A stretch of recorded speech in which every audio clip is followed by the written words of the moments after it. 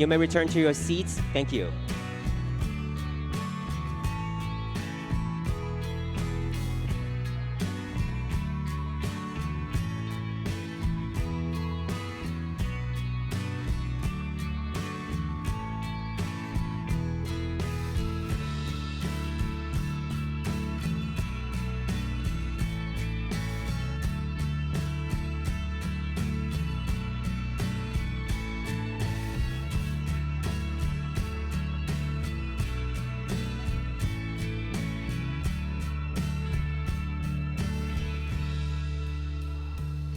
贵宾，请您就座哦，我们的论坛马上要正式开始了，谢谢。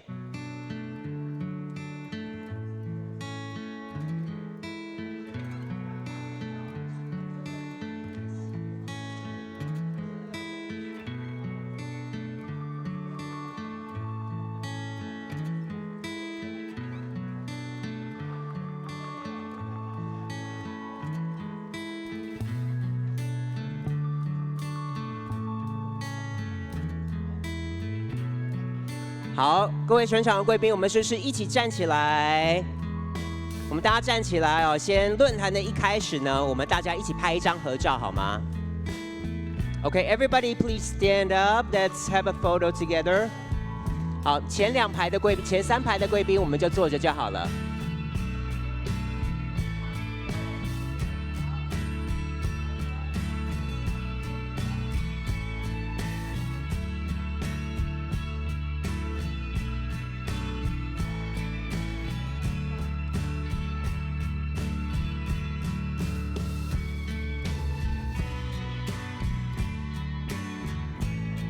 谢谢。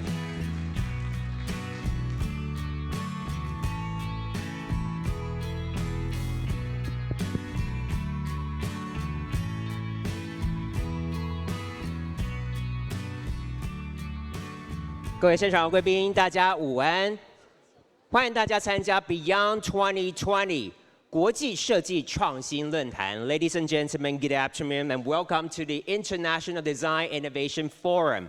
我们今天下午呢，非常开心邀请到多位讲师哦，来跟我们分享如何用设计来改变政策，如何用设计来改变产业，如何用设计来创造改变，相信非常的精彩。Our speakers this afternoon will be sharing with us with the power of design. How do we change the policies? With the power of design, how do we change the industry?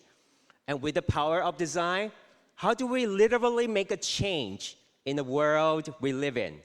We're very much looking forward to their talks. 那接下来呢，我们要有请长官上台致辞哦。首先，我们就要邀请经济部工业局吕正华局长上台致辞，我们掌声欢迎。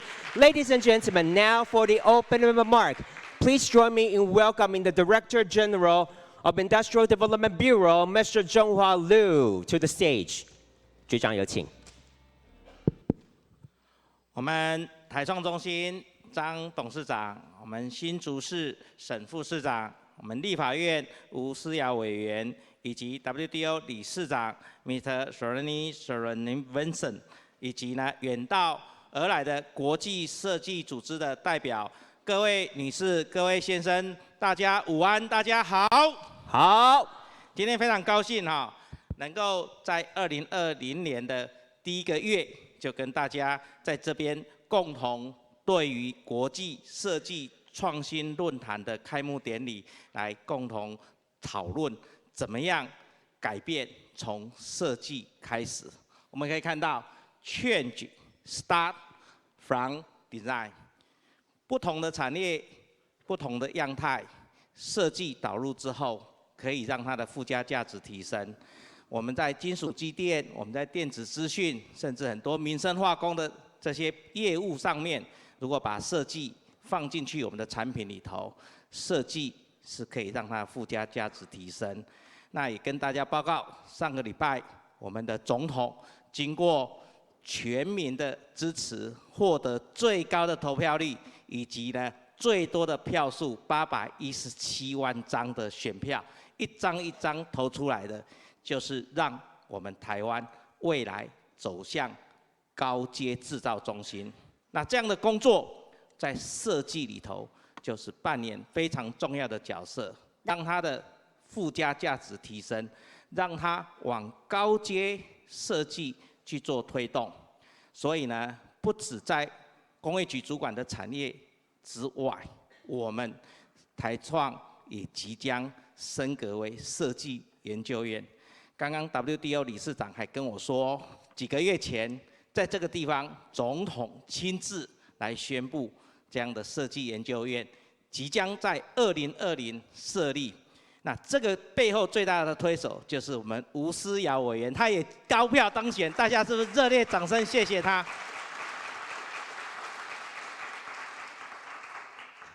台创升格为设计研究院之后，其实在这一段期间，他已经跟教育部针对国中小的校园怎么样把设计导入，针对我们的铁道的车厢，还有北花线的车厢，还有刚刚说奥运选手的服装也都导入设计。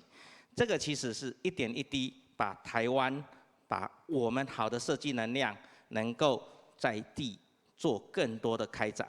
在国际的部分，今天与会的这些国际设计专家们，我们透过这样的设计创新论坛，我们看到讲题素材当中有 Design Council 特别说，在英国 at least 2 million people use design skills in their day-to-day work in the UK， 所以也说明设计其实不管在欧洲的先进国家，不管在我们创新的国家，甚至东南亚国家等等，这些我们也希望连结更多的国际。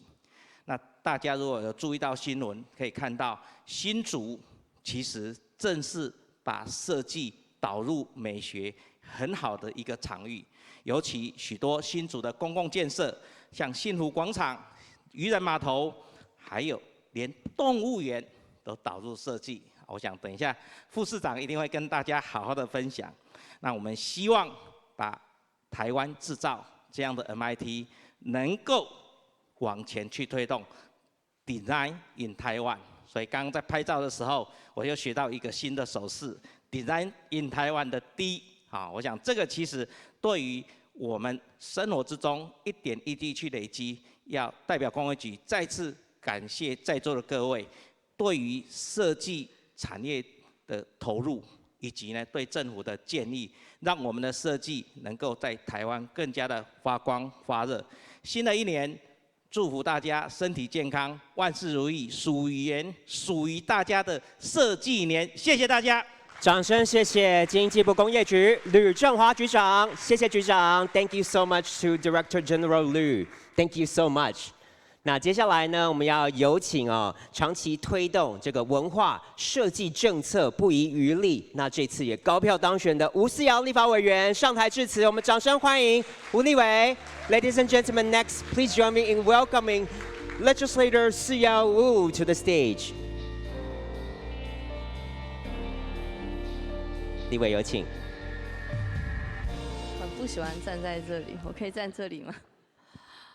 局长、董事长，我们 WDO 的理事长，所有国际的贵宾，最重要的是我设计，我骄傲。谢谢这么多的设计人，大家午安，我是思瑶。你们不恭喜我吗？确实几个月前很高兴，小英总统在同样一个场域，那也有很多共同的贵宾在这里，我们宣示了台湾的设计研究院今年要正式成立，而它的成立日期挂牌就在2月1号，所以这是无限的期待。那思瑶也顺利的连任了，我真的很感谢，对于一个长期默默的在教育、文化、设计、艺术。这不是台湾很主流的政治议题，那思瑶能够获得选民的支持，我相信设计、艺术、文化已经慢慢的成为台湾的主流，这是我努力的目标。那设计研究院要上路，其实我心中是很忐忑的，我真的觉得我们好不容易在政府部门要获得一个新的政府组织，它是非常不容易的。那因为它得来不易，我们的责任跟使命是更大。所以设计如何在成为新兴国力之后，它有效的来带动经济转型，来引领社会创新。那我更重要的工作，我希望设计能够导入公部门的思维，能够来翻转传统的政府治理。这个都需要花更多的时间来投入。那我的第2个任期，我会更用力，所以可能还有很多的工作要靠我们民间的伙伴，真的民间可以来帮助政府做得更多，做得更好。那千言万语，我觉得就是卷起袖子来做事情的时候。那我最后要讲一句话，这句话是我从张基义老师的脸书剽窃而来的，但我觉得这句话太美好了。就在投票日前，他写了一句话，那这也成为我的当选感言。在台湾，自由民主就如同空气一样，我们视为理所当然。那我们要更加努力，让有一天设计 （design thinking） 这样的一个文化的意识，可以在台湾真的融入生活，让设计跟艺术成为台湾人生活当中不可或缺的阳光、空气、花跟水。我们一起努力，谢谢大家。掌声谢谢吴思瑶立法委员，谢谢，也再次恭喜。Thank you once again to Legislator 思瑶 and congratulations. 那接下来呢，我们要邀请到远道而来的贵宾哦。And this afternoon, we're very happy Mr. Srinivasan, President of WDO, the World Design Organization, is also here with us. Ladies and gentlemen, next please join me in welcoming Mr. Srinivasan to the stage. 让我们掌声欢迎世界设计组织理事长 Srinivasan 也上台来为我们说几句话。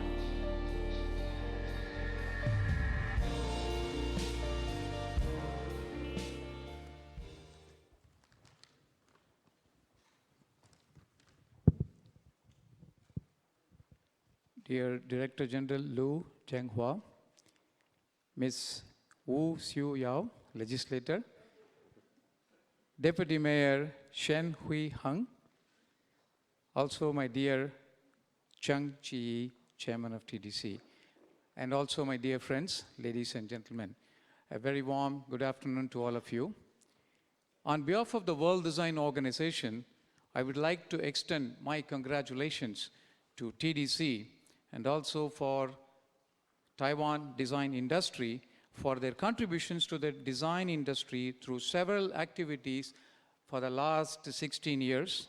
I also congratulate TDC for being recognized for its contribution to design industry and also being elevated to be the design research institution. So that's actually a huge recognition for the work that TDC has been doing for the last 16 years. And also for inviting me to attend this momentous event. I also happened to be here when your president made the announcement in October last year. I just happened to be here, and it's actually very nice to be here to be able to continue to be supporting TDC in its efforts for the design industry. Design policy is an important activity that guides the design industry in any region in the world, and often it's very difficult because we need to work towards together the government, the education, as well as industry and the design community to come together and also go through different steps, because it's not easy to just go, and I'm sure legislator who you know the difficulty in getting this to this stage, and arriving at what the best practices are for any country given its economic conditions. Because economic conditions is something which is very, very important while setting up the policy for the future. In events like this, we at WDO encourage and support throughout the world to have conversations about design and its role in the community. Design, above all, exists for people, and WDO focus on how design can be adopted to make life better, easier, and more functional across all the sectors.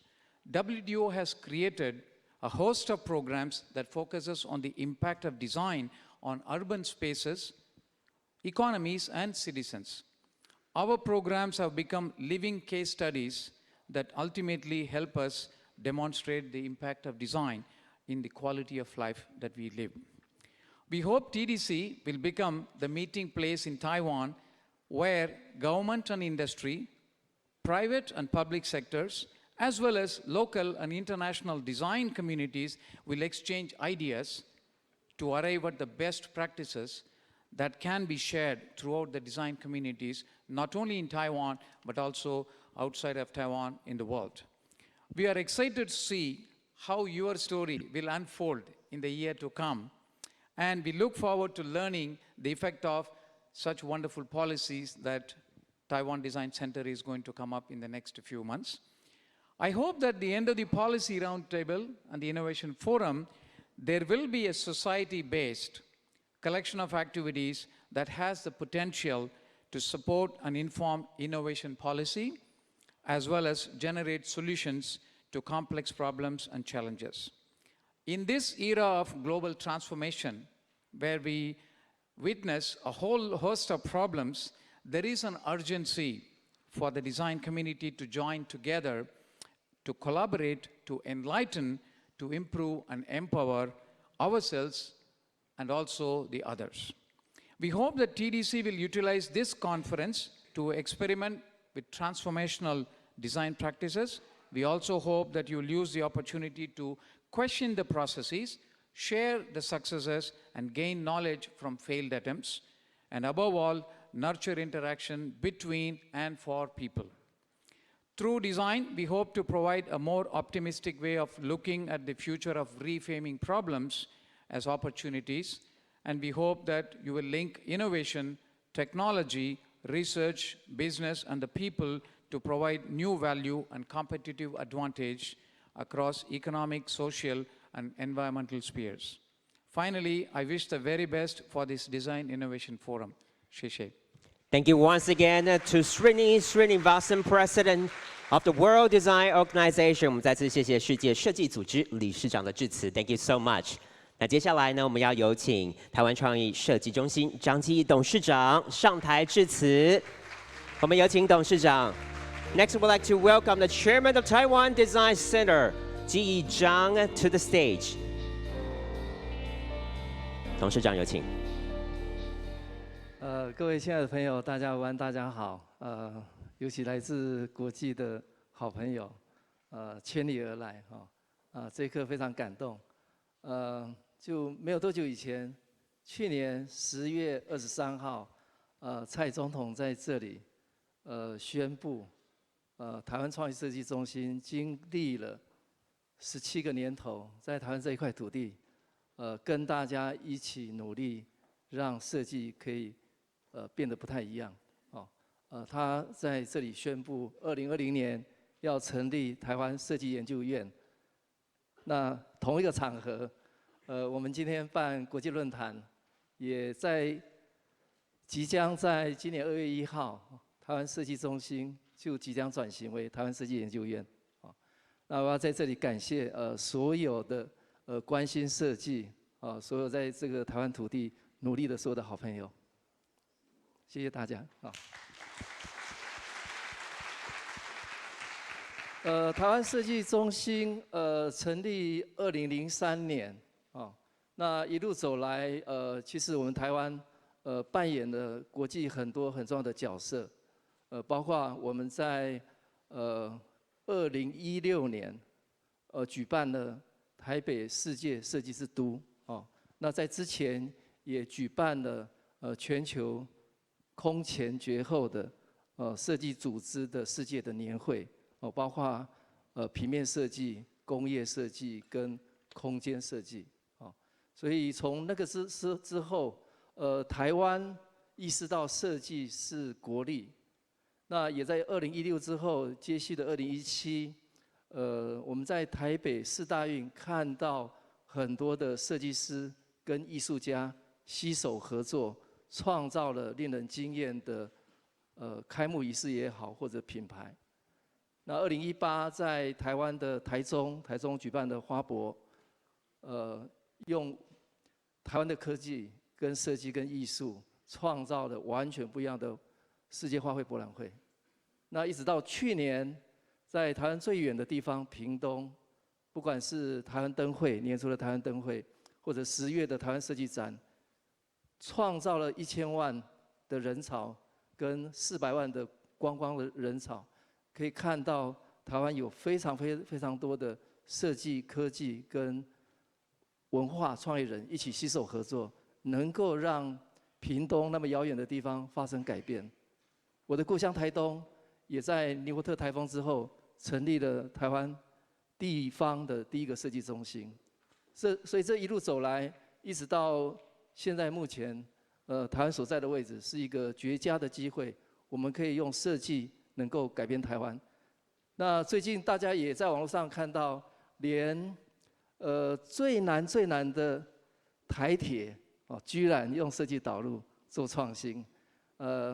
那公路总局也让设计师有机会进场打造了北花线，所以不只是品牌而已，还包括车厢的改造，它代表的是一个产业的转型。那在我们全国很多的教育的现场，教育部也释放出机会，让台创带领了结合了30多个设计师进场改变我们的教育环境。所以我们相信设计有机会改变台湾，也有机会让世界看到台湾。谢谢大家。掌声谢谢台创中心张基义董事长 ，Thank you so much to Chairman Zhang. Cooperation, cooperation, cooperation. 合作，合作再合作。我想这是我们刚才4位贵宾呢所提到的重点。也因此呢，我们接下来是我们今天论坛的重头戏台湾也要再次宣示它和我们世界各个不同国家的组织来合作的决心Ladies and gentlemen, next, Taiwan Design Center would like to sign the MOU for future cooperation with Cardiff Metropolitan University and Design Council and Service Design Network. 那我们要有请我们的签署人到台上来，我们要再次有请台湾创意设计中心张基义董事长，有请 Let's welcome back once again Chairman of Taiwan Design Center 基义章。Next, we'd like to welcome Jesse Grimes, Vice President of the Service Design Network. 接下来有请全球服务设计网络副总裁也到台上来 ，and also Sean White, Head of Research and Insight Design Council 的 UK 英国设计委员会研究洞见负责人。Next, we'd like to welcome Anna Witcher, Head of Design Policy International Design and Research Center, Cardiff Metropolitan University. 我们也要有请卡尔蒂夫城市大学设计及研究中心设计政策负责人，要和我们台创中心来签署未来合作备忘录未来设计合作备忘录。那当然，这个重要的时刻呢，我们要有请贵宾上台来为我们见证。我们要有请经济部工业局林碧玉组长，有请 to witness this very important moment. We also like to welcome the Division Chief of Industrial Development Bureau, Ms. Biyu Lin, and once again, Mr. Srinivasan, President of WDO. Would you please also join us on the stage? 我们同时呢，也要再次有请世界设计组织理事长 Srinivasan 到台上来，为我们见证台创中心以及城市大学 Cardiff 城市大学英国设计委员会全球服务网络共同来签署未来设计合作备忘录。Okay. Are you guys ready? Yeah? Okay. 请签署 Please sign the MOU. 请签署未来设计合作备忘录 The MOU for future cooperation. 签署完成 and now please hold your MOU. We are going to have a photo. Show your MOU to our audience. 请拿起您的合作备忘录，我们也有请2位见证贵宾呢一同加入合照的行列。Okay, our photographer is up there. Please look at him and let's have another photo. 我们再看向我们前方大会摄影师的镜头。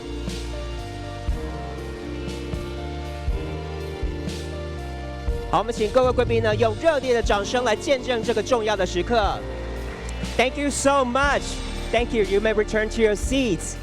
谢谢我们的台上的贵宾呢，我们真的非常新建台湾创意设计中心和卡尔蒂夫城市大学、英国设计委员会以及全球服务网络共同来签署未来设计合作备忘录哦。We are very happy to see that Taiwan Design Center has signed the MOU with the Cardiff Metropolitan University, the Design Council, and also the Service Design Network. 好的，接下来呢，我们就要正式进入到我们的这个第一场的专题演讲的时间。Ladies and gentlemen, we now move on to the first keynote talk this afternoon. 那刚才呢，局长有提到，这个新竹呢，可以说是这个将美学以及设计融入它的市政当中的一个模范城市哦。那接下来呢，我们就要首先有请新竹市沈惠宏副市长上台来跟我们分享一下新竹的经验。And now to share with you the experiences of Hsinchu City, ladies and gentlemen, let's welcome the Deputy Mayor of Hsinchu City, Ms. Huihong Shen.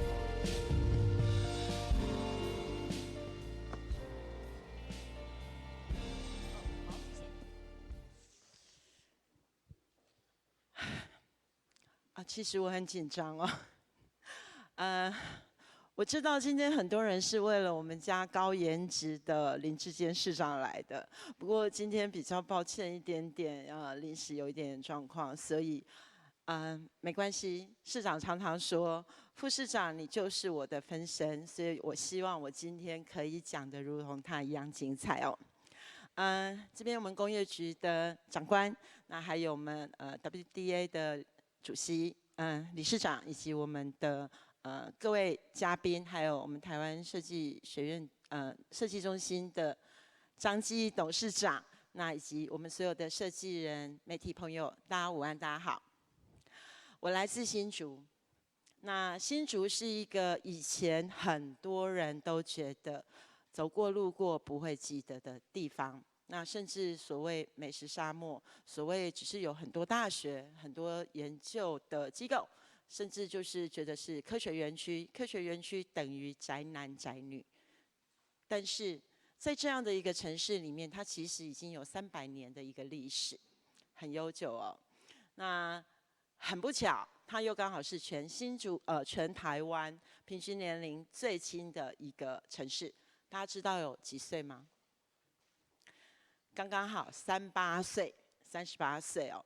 那在这样一个新跟旧冲突的城市里面5年前诞生了一位土生土长、全台湾最年轻的一位县市长，甚至他当时打选战，我们刚刚就听到思瑶委员选战打得很辛苦哦。他当年号称100日奇迹，从一个没有很多人知道的一个县市长，到现在，刚刚我们的工业局长也说。新竹有很多美妙的地方。那这中间这5年来，他是怎么做到的？跟着他一起在新竹对的路上去做奋斗的时候，刚刚张董事长说，用设计让大家看见台湾。也许比较缩小来看的话，我们看到张董事长在台东的努力哦，他也是曾经担任过那边的副县长，所以他成立了。台东的设计中心哦，地方政府的设计中心，也让大家现在台东看到非常多观光客，甚至是世界旅游组织都把它放在一个不可或缺的地位。那另外整个的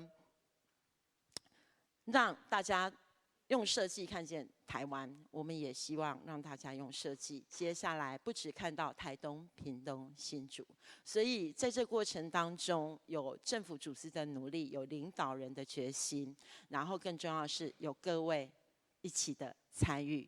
那设计中心走了17年，这中间也等同设计导入我们政府机构中间的漫漫长路。所以我想在这边。第一个歉疚是市长今天没有办法来，第二个是一个感谢，谢谢我们所有设计人愿意跟大家都认为不好沟通的公务员一起从事城市改造的工作。更重要是，我们期待可以让所有的人看见城市的改变，看见下一代的改变，以及整个城市美学在城市里实现的一个愿景，不再只是一个理想，而是一个落实。林智坚市长他从来没有离开过新竹，都在新竹就学，然后甚至服务，然后最后当市议员跟市长。当他在这一个城市里面，他其实竞选市长的第一个契机，就是我们去年年底启用的一个动物园。他说他走进动物园，怎么他小时候的动物园这么破落破败，动物不快乐，人们也不觉得这座动物园有什么稀奇。但明明那座动物园是位在一个100年公园里面，而且已经80岁了。这个城市充满了300年来的古迹，不管是从2战时代或国民军来到台湾，或者是现在的整个城市的发展，一座300年的城市拥有无限的痕迹。但是生活在这里的人们对于这个城市的期待又是什么呢？所以他期待如果可以用美感来治理城市，用美感来改变家乡。新竹的简单的 DNA， 我想要认识一个人，先讲个履历表，所以这个城市也是相同的哦。那这个城市呢，其实它位在这个地方，我是个交通人哦，我的专业本来就是交通管理，所以我会用一个时间来看待它。它到台北差不多，不管用高铁的转乘，或者是火车自强号，或者是公路客运，或者甚至自己开车，差不多都是1个小时到70分钟左右的时间。它到台中也是一样，所以在它的地理位置上面，要往外移民很容易，要往外扩展通勤也很容易。所以如何让一个城市留得住人？那目前我们的人口是44万哦。那整个城市市长上任之后，就盘点整个的顾客跟我们的市民的组成的成分，所以我们就得到了一个3高1低的 DNA。哪3高？不是血脂高、血糖高或者是血压高，而是学历高、收入高、出生率高，但更重要是那个低是什么？平均年龄低。所以接下来下一件事情，平均年龄低一定有道理，所以他最后盘检出来就是14岁以下的人口占了我们18%，如果以18岁以下来讲，大概占了21%。那另外一个极端的人口就是65岁以上，大概占5%到6%左右。所以这样的人口组成出来，你就知道主顾客在哪里了。好，但是我们刚刚就讲到了，当要去改变所有人的既定观念的时候，不是靠一个人就成就事情。但是市长常常讲，当你一个人真心想做事情的时候，全宇宙都会来帮你。那你如何去当招财猫，或者是把所有伙伴扣在一起，变成一个新竹队的 team 呢？他常常讲，一个人走得不远，孤单又寂寞；一群人一起走，有温度，有欢笑，有泪水，而且走得远，成就会更好。所以呢，他一上任之后，先盘检整个城市。我刚刚讲过，把我们城市的基本成分盘检好了。接下来，他定位叫儿童城市。那儿童城市之后，他觉得有一个很大的重点，他当时选市长是因为动物园的破旧，对不对？所以这个时候呢，如何能够保有一个城市的古味、丰厚的文化底蕴，又如何让这个设计走入这个城市？他在上任没多久，就去拜访我们张基义老师，因为张基义老师就地利之便在交大，那交大、清大是我们首屈一指的学府，怎么可以不把他们拉在一起呢？所以他当然就马上去就教我们的张董事长。那至于他们谈了什么，我想有一天他们俩双帅一起去谈的时候，再来告诉大家这个故事哦。那在这个过程当中，市长就发现如何组成新竹队。第一个，当然他的班底就是我们这一群公务人员咯，必须去执行。我们等于是执行端。那市长等于是领导端，他的愿景目标非常明确，但是我们中间一定需要专业的人士进来，所以他就招揽了我们所有的优秀的建筑师，不只是本地的，甚至全台湾各地的，欢迎有实力就到新竹来。这样的一个事情还有一个好处就是，虽然我们常常讲，政府采购法不是很好。但是政府采购法另外一个好就是一个公开的机会，所以在这个过程里面，我们也改变了一个制度，以往用价格决定一切。我当然不是说便宜没有好货，但是给合理的价格，我的舅舅做生意的，他告诉我，合理价格让他赚，他会对你更尽心尽力。所以合理的对待以及合理的价格，会把有实力的人，像慈禧的效果吸引进来。新竹市市长就创立了每周一下午不准排任何的行程，就来开一个叫做重大建设汇报，有问题当面讲，有事情当面沟通。三方如果僵持不下来，公务人员僵持不下来，我们的厂商、施工厂商坚持不下来，建筑师也有自己的看法的时候，市长做最后拍板定案的那个人。所以在这样的一个过程里面，到目前为止，我们开了155次马拉松式的会议，就需要很好的持久的体力继续走下去。我相信接下来的3年的任期，他会继续开，因为有更多的事情必须在新竹发生。好。那这样盘点出来之后，把整个刚刚我们把人的因素给盘整完了之后，市长就发现古城好走路，因为为什么？用脚的速度是最适合观看一个城市的风景，因此在新竹缺乏的东西，他在这一次的整个2个任期里面，他就做一个补考的机会，帮助市民给更好的环境。所以第一件事情，我们希望人能够在这个城市，尤其是古城的1平方公里里面，这里有36处的古迹。大家都知道台南古迹多，新竹古迹更多，老屋更多，所以而且我们的尺度更集中哦。所以这个地方他就希望做一个步行城市，用脚的速度，用手的抚摸来感受这个城市的温度。因此。很重要的一个地点，晋级的公园，我们有4大计划。第一个叫晋级的公园，第二个我刚刚讲过，100年的公园里面有一个80岁的动物园，这里要做一个再生的计划。另外，这一条龙恩郡，其实事实上我们做过一个新竹300的特展哦。这个特展是告诉大家不要忘本的历史。这一条龙恩郡就是引头前溪的溪流进到新竹市中心州厅附近护城河的一条重要的灌溉沟渠。以前是农业为本，现在已经变成只是城市里好像就是个水沟。如何让它这个300岁的水沟能够是变成一个休憩的水的空间？城市里有水有树特别好哦。那另外。来到一个城市，我们的所有进口的入口车站就等于是一张城市的脸，你如何去看待它的第一印象？因此，他对100年台铁，刚刚张董事长也有讲，100年台铁不止100年了，应该130年了。如何让一位老的建筑、老的事物重新在都市里有一个新的定义？因此，他定了一个火车站3部曲等等。那另外第2件事情就是我们有。头前溪，然后我们有17公里左右的海岸。那水在人的环境里面，我们不可或缺的就是空气、水，对不对？所以一个城市里有水是一个最珍贵的资产，因此他就做了一个看起来是个倒 V 字形，对不对？是这个样子。但是当你把世界翻转过来之后，它就是个微笑的 smile 曲线。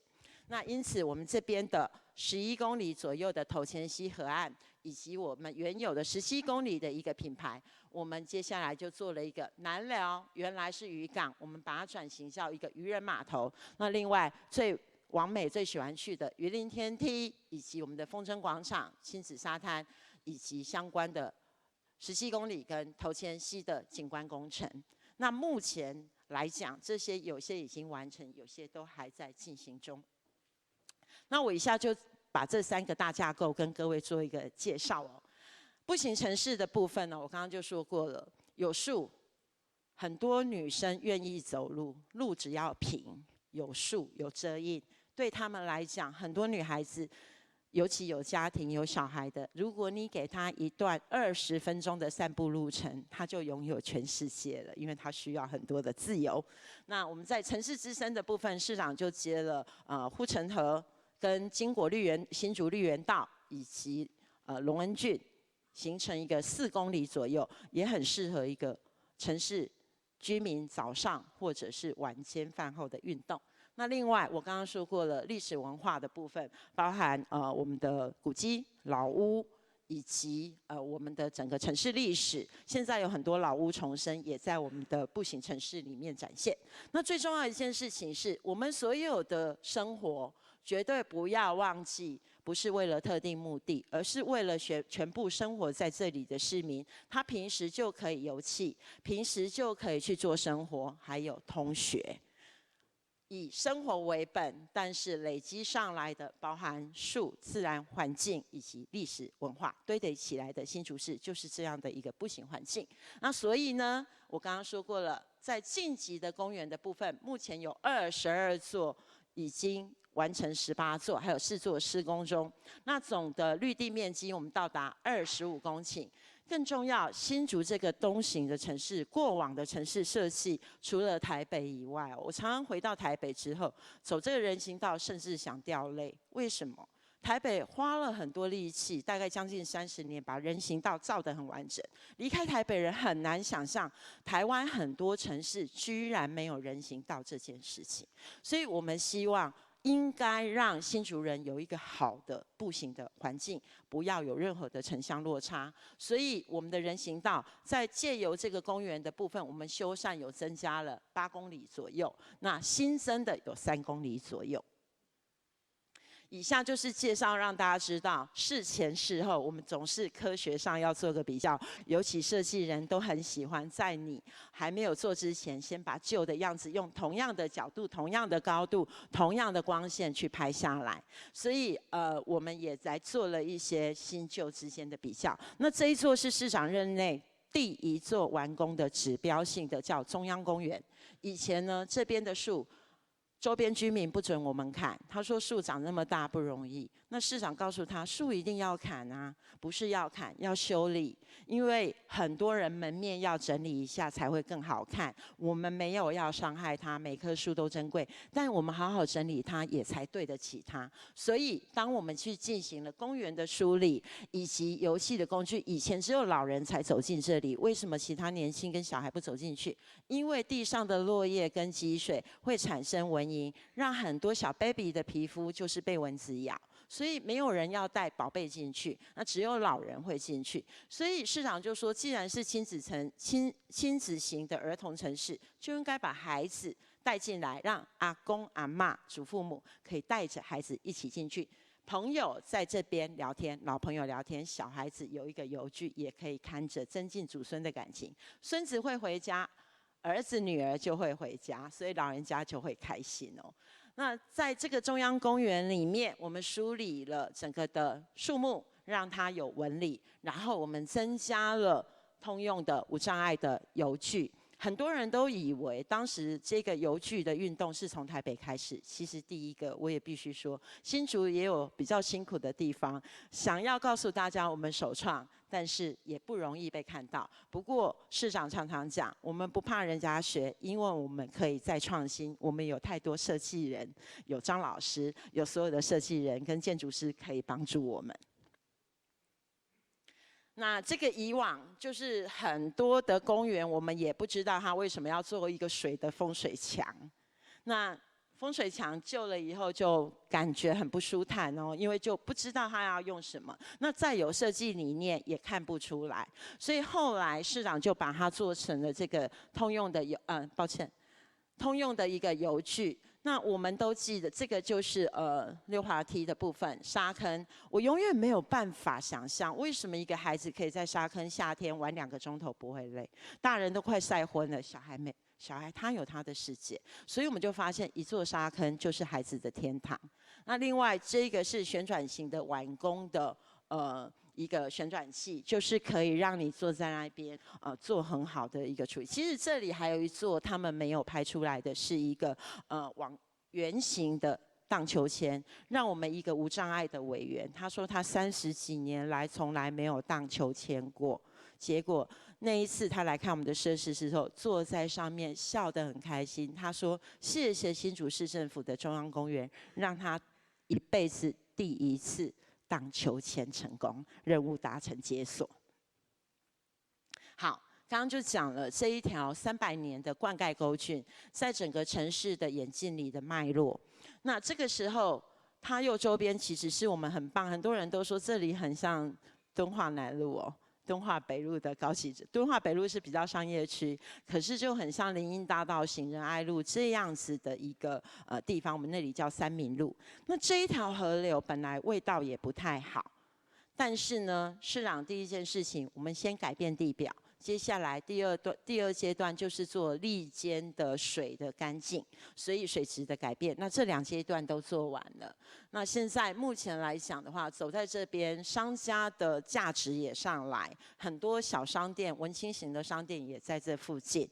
那这里更重要一件事情是，让我们的老人家以及婴儿车是可以平坦的穿过。那在这里也是第一个使用人工草皮的新竹市的公共建设。本来大家都还担心狗屎会上去，很多非常多的事情。不过最后发现，原来人值得好的，新竹人值得更好的。你只要告诉他，所有人会社会制约的告诉你，狗可以把大便擦掉，但人在那一块跟小孩子在那一块玩的时候是干净而舒服的。这个也让大家就看一下哦，以往是这样子，树根盘错，我们做了一个人工地盘，没有挖树，没有移树，而让树在地底下形成一个高层，让它有一个空间，树呼吸了，人就有呼吸的空间了。所以这一个地方，我们也欢迎大家去看一看。那更重要的是这个水草栏杆，因为如果我们做了很多木质或水泥的东西，对于这样的一个轻巧跟穿透度不好看，所以就利用水的一个方式，做了一个水草型的栏杆。各位，当时我们在这个工程要完成之前，接受很多质疑，他说不安全，那个水草栏杆冲了就下去。市长做了什么事？各位知道吗？市长亲自去推。当然，我们不鼓励这样的事情，我自己也去推，真的很牢靠。到目前为止，我们没有任何一个启用到现在2、3年，没有任何一个跌落龙恩郡的事情，除非你要去捞月啦，不然应该是不会的哦。那这个过程是田中央的作品，这个案子花了很多时间跟当地的居民做沟通哦。好。这个就是刚刚局长讲的幸福广场。那这个地方其实是新竹市立的美术馆。那这个地方是护城河公园。那这个地方是一个地下停车场，地面上是公园。这里是市政府。所以当年我给各位看一下原来的样子。当时就是停汽车、停机车，然后杂乱，然后如果有活动还会摆一些花篮。结果呢，我们希望能够让大家走到这边有一个端点可以休息一下，所以呢，市长这一边我们就做了一个幸福广场。那这个幸福广场也是很辛苦的一个施工，因为我们当时用红砖的圆形，非常多个圆形去做起来的。那当时设计师做完了之后，我们流标3次，因为没有厂商会做。那最后大家就在重大工程汇报里面一起想办法，最后我们做成了，也就是一个幸福广场。那目前的话，其实它晚上更漂亮，因为灯光打得好。那夏天的傍晚要下班的时候，走过广场吹个风，新竹风很有名，吹起来就非常的舒服。好，刚刚讲的新竹火车站3部曲，事实上这是一个100年的老火车站，也是一个古迹当中全台湾古迹还在运行的一个车站。那这里非常非常漂亮，可是以前都被遮住了，甚至非常多的车辆就直接到车站里面去做接送的动作。不过市长第一件事情就是把前后站地下道先翻新。那第二件事情呢，人应该在广场做更多的活动，所以火车站前面应该属于人的，因为大众运输来，这是一个指标意义。所以市长就把他这边做了一个最好的广场。那台铁最后也配合他的晚上的点灯，也欢迎大家来看新竹的白天，来看车站的晚上哦。这个就是我刚刚讲的。以前的火车站全部都是人，没有什么空间。现在做出来了，各位平面看不出来，可是我们的设计的建筑师非常厉害，他利用风跟水做了一个深浅的波纹，所以其实火车站也是一个很棒的风水啊。好。刚刚我讲的新竹公园，那这里叫丽池。事实上，这里有日式的建筑的4联动，还有我们的曲折桥。那各位，我相信目前我们动物园开园了之后呢，目前动物园大概一天平常日是1万多人，假日大概2万多人。可是更重要的是，不进动物园的其实是可以在我们的城市绿费里面做更多的一个休闲，这里面有100年的树，有水，还有水鸭，还有一些动物，水中的动物。那更重要的是，市长把步道给做好了，所以绕一圈公园也等同当天运动量也差不多了。那以往很多人都知道那里有一个叫天鹅堡，就是一堵高墙，那穿透不过去，进入一个公园还要绕远路，所以现在我就开玩笑说，市长做了一条复原的100年大道，叫做新竹公园里面的中部横贯公路，可以直达博爱路到我们的丽池中间哦，所以整个就可以让大家看到公园之美。那市长把它做成一个大阶梯的样子。那未来这个地方我们会有粉红色的樱花林，因为新竹市种植合金樱已经有将近16年的光景，所以我们也期待春天大家来新竹公园，它是最容易到达的赏樱地点。那这些都有相对的无障碍，只是往2边拉坡道，所以我现在所讲的，各位可能到时候到新竹市来看一看，会听起来跟看起来的感觉应该会有更多的经验哦。好，那微笑水岸的部分，我刚刚就说过了，有海岸，那也有河流。那我这边，我想我没有每一个都说明，那我从鱼鳞天梯来做说明。当时就是防坡堤，很多人都会做小坡块。那市长就觉得，是不是我们来做成一个平台式的鱼鳞状？那新竹还有一个很棒的美景，叫做夕阳。所以在这个过程里面，在这里看风，然后看夕阳、吹风，都可以最愉快哦。这个就是我们之前之后的一个比较。那新竹风很有名，所以我们做了一个8公顷的国际风筝赛场。欢迎很多人来这边踩踩草地、吹吹风、放放风筝。那国际的风筝好手，我们也办国际风筝节，非常多的好手很喜欢我们的风场哦。另外就是港南运河，现在已经变成亲子游戏的一个水域哦。更重要，刚刚做的那些城市的改造，我们的孩子们对于他的未来的体会又如何呢？所以市长也发起新校园运动。那新校园运动目前我们有13个学校已经做了完成。那其中新设完全新盖的一所是关埔小学。那另外其他的学校，我们就是逐渐透过工作坊、设计师导入、建筑师导入，以及所有人、老师、学生共同的一个想法，然后最后落实到校园的环境里面，希望会是一个美学的环境，也让孩子从此以后没有办法回头，因为好环境之后，你要再叫他回头到脏乱的环境，他会做选择的。这个是关埔小学的整个环境，总统也去参观过。那另外，我们就看到所有的光线的引入，以及所有的风的引入，跟教室单元的引入，都是以孩子的需求去做发展。这个是动物园哦，那这个是我们的乐乐，他已经30几岁了。那改变最明显就是当时他原来在这个池子里面97平方公尺的时候，他不快乐，因为他非常没有办法转身。那当我们把它改变到120平方公尺左右的时候，乐乐有了个空间，所以我们的乐乐真正就叫乐乐。那也欢迎我们春节期间只有除夕不打烊，欢迎大家可以到新竹来走春，看一看我们的 hippo 河马乐乐。如果一个幸福城市连住在里面的动物都快乐，那我相信人也应该是可以想象的。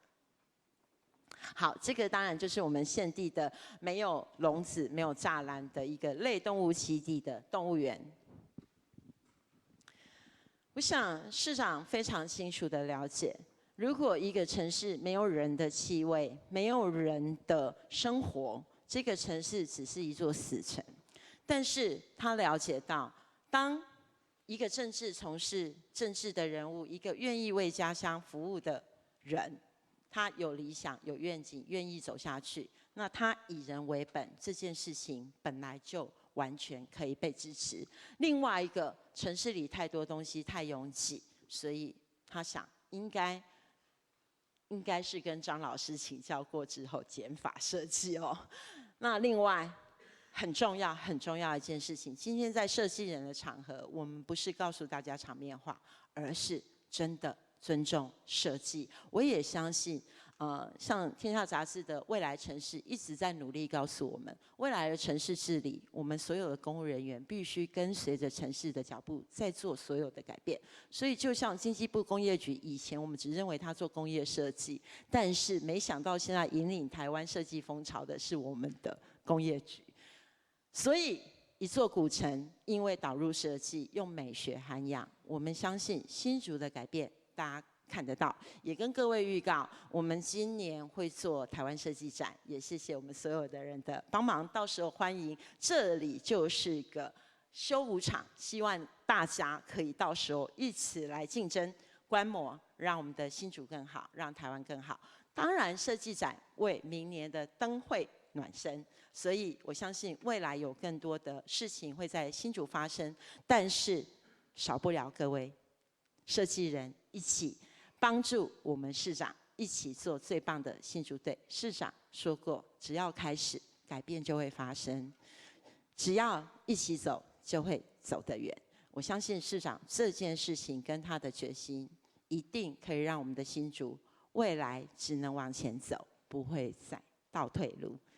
今天谢谢大家的聆听，我的时间控制的没有太好，但是欢迎大家到新竹走一走，用脚的速度体会古城的味道，以及一个年轻市长为家乡所做的努力跟温度。谢谢大家。掌声谢谢新竹市沈慧虹副市长的介绍。Thank you once again to Deputy Mayor of Hsinchu City, Hui Hongshen, for letting us see a lot of before and afters of Hsinchu City. Thank you so much, and that was very impressive.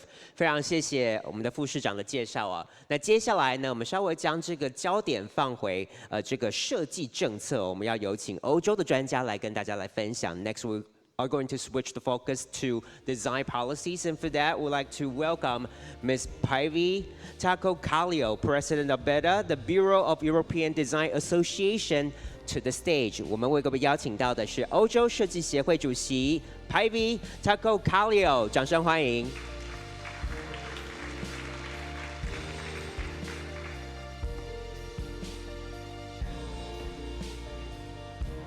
Thank you. Thank you for the introduction.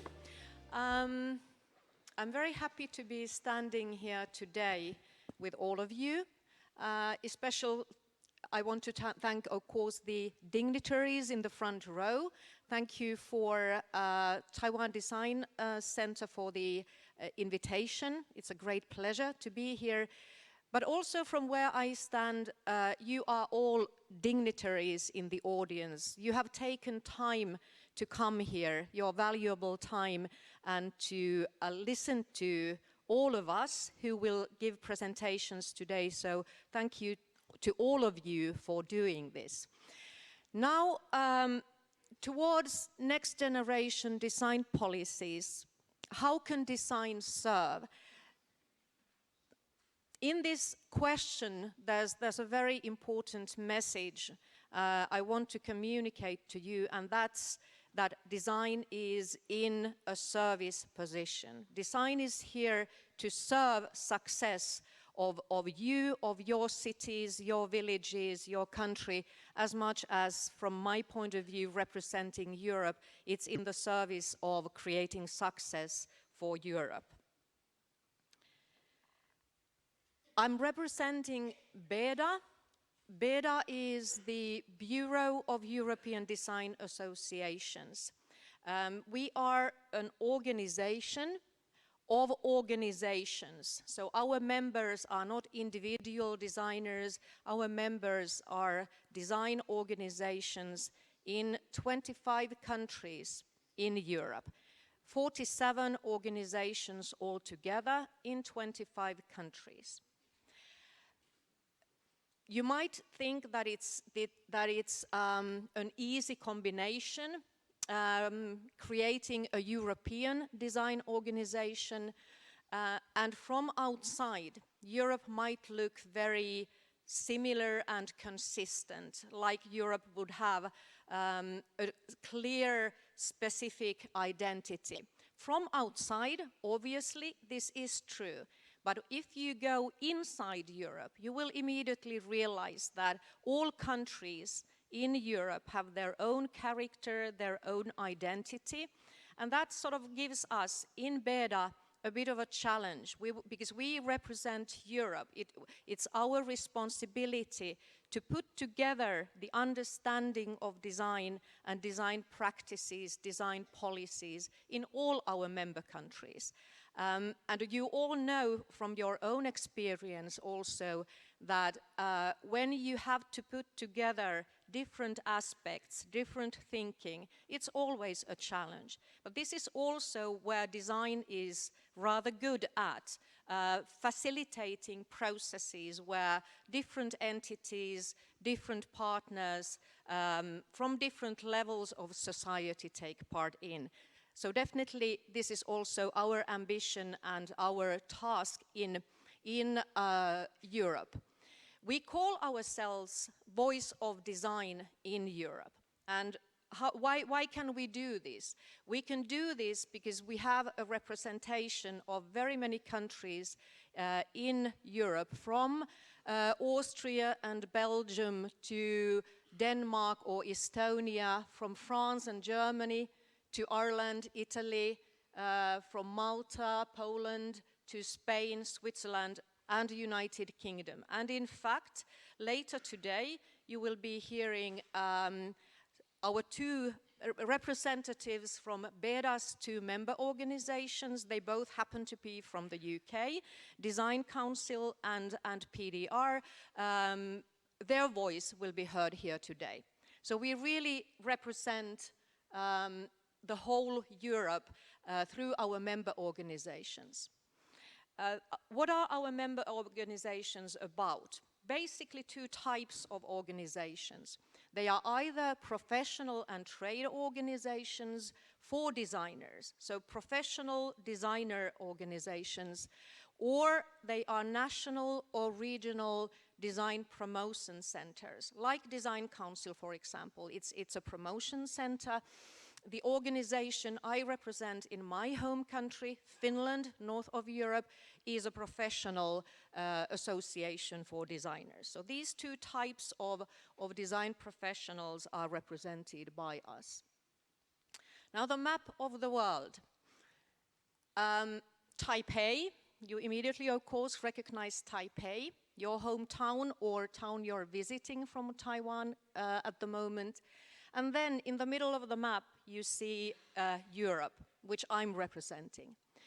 My hometown is up on the top, Rovaniemi, and the red line is the Arctic Circle. So this is how north I come from the Arctic region. And Brussels, in the middle of Europe, is where our organization, our European organization, BEDA, is officially represented from. We are legally based in Brussels and under Belgian law, but we represent the whole Europe. And I think this is an important map to keep in mind, because I've put in my map, Europe is in the center of the world.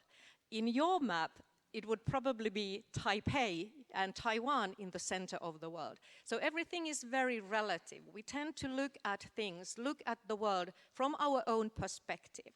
And I want to say this now so that I don't forget, especially because we all tend to have a perspective which is from our own environment, from our own corner of the world.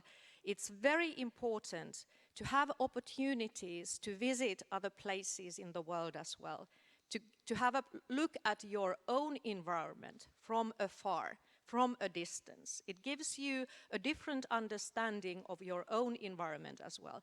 And somehow in one form of this, we the international guests, one of them, we try to give you another perspective, a different perspective from the world. So instead of traveling, sometimes what happens is that we come to your place and try to give you a glimpse to our world. Now, what is BEDA's ambition? We don't have a regional or we don't have a national ambition, really. We have a European ambition. And our ambition is to communicate the message that design is a driver for sustainable growth to ensure quality of life of citizens in Europe. And every single word in this sentence is a meaningful word. Design is our core expertise, and we believe that design is a driver, a change maker for sustainable growth. And it's important that we are not talking only about growth, we talk about sustainable growth. To ensure, to make happen, that quality of life of citizens in Europe improves, is good enough. Quality of life of citizens in Europe is also a value statement. In Europe, what we believe is that we want to and we are responsible to ensure quality of life of all citizens. This is a very important value statement which contains the admiration and respect for equality and democracy. Only that way we in Europe believe that we can ensure quality of life to all our citizens. And this is actually nothing new. This has been the value statement of BEDA for quite a long time. But I don't think there has ever been a time in the world when this sentence would be more meaningful than today. How can we say, how can we believe and make you believe that design is a driver of sustainable growth, that design is needed and valuable in this context? First of all, let me start with the design and innovation. Design and innovation, whether we are talking about the public sector, the private sector, the society as a whole, industry, environment, design and innovation go together. And this is our understanding in Europe, that design and innovation are coupled. This already happened 6-7 years ago when Europe created its very first European level design policy.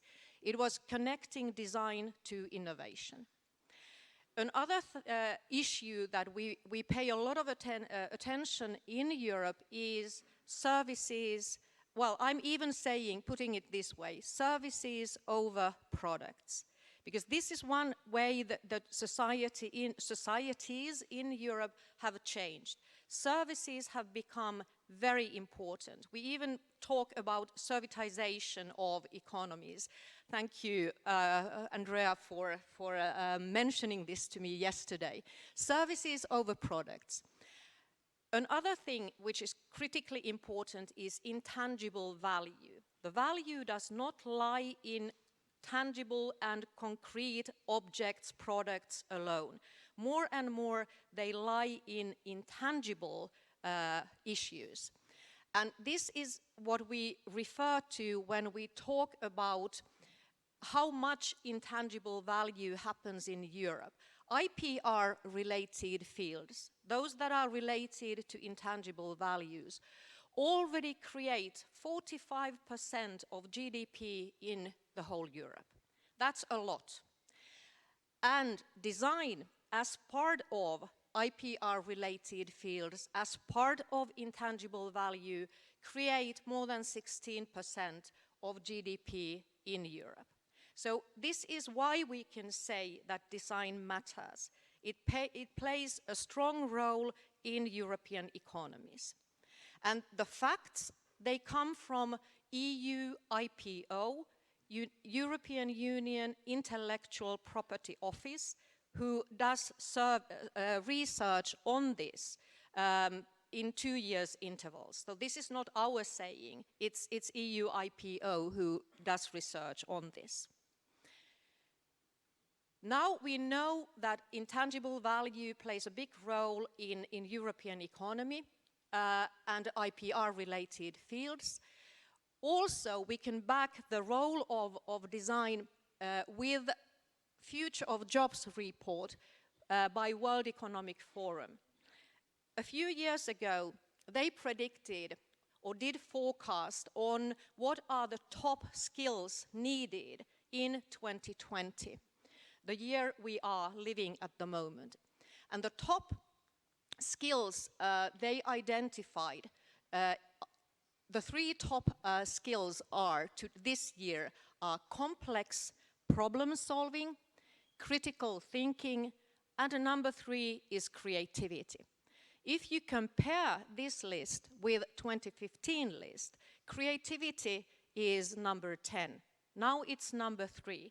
World Economic Forum believes and predicts that the role of creativity is more and more important. And this, of course, is good news for design, because design is part of the creativity skills.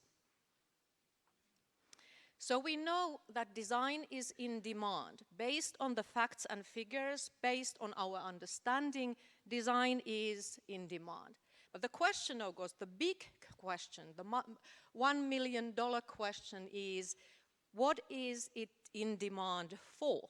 What are the critical things we need design for?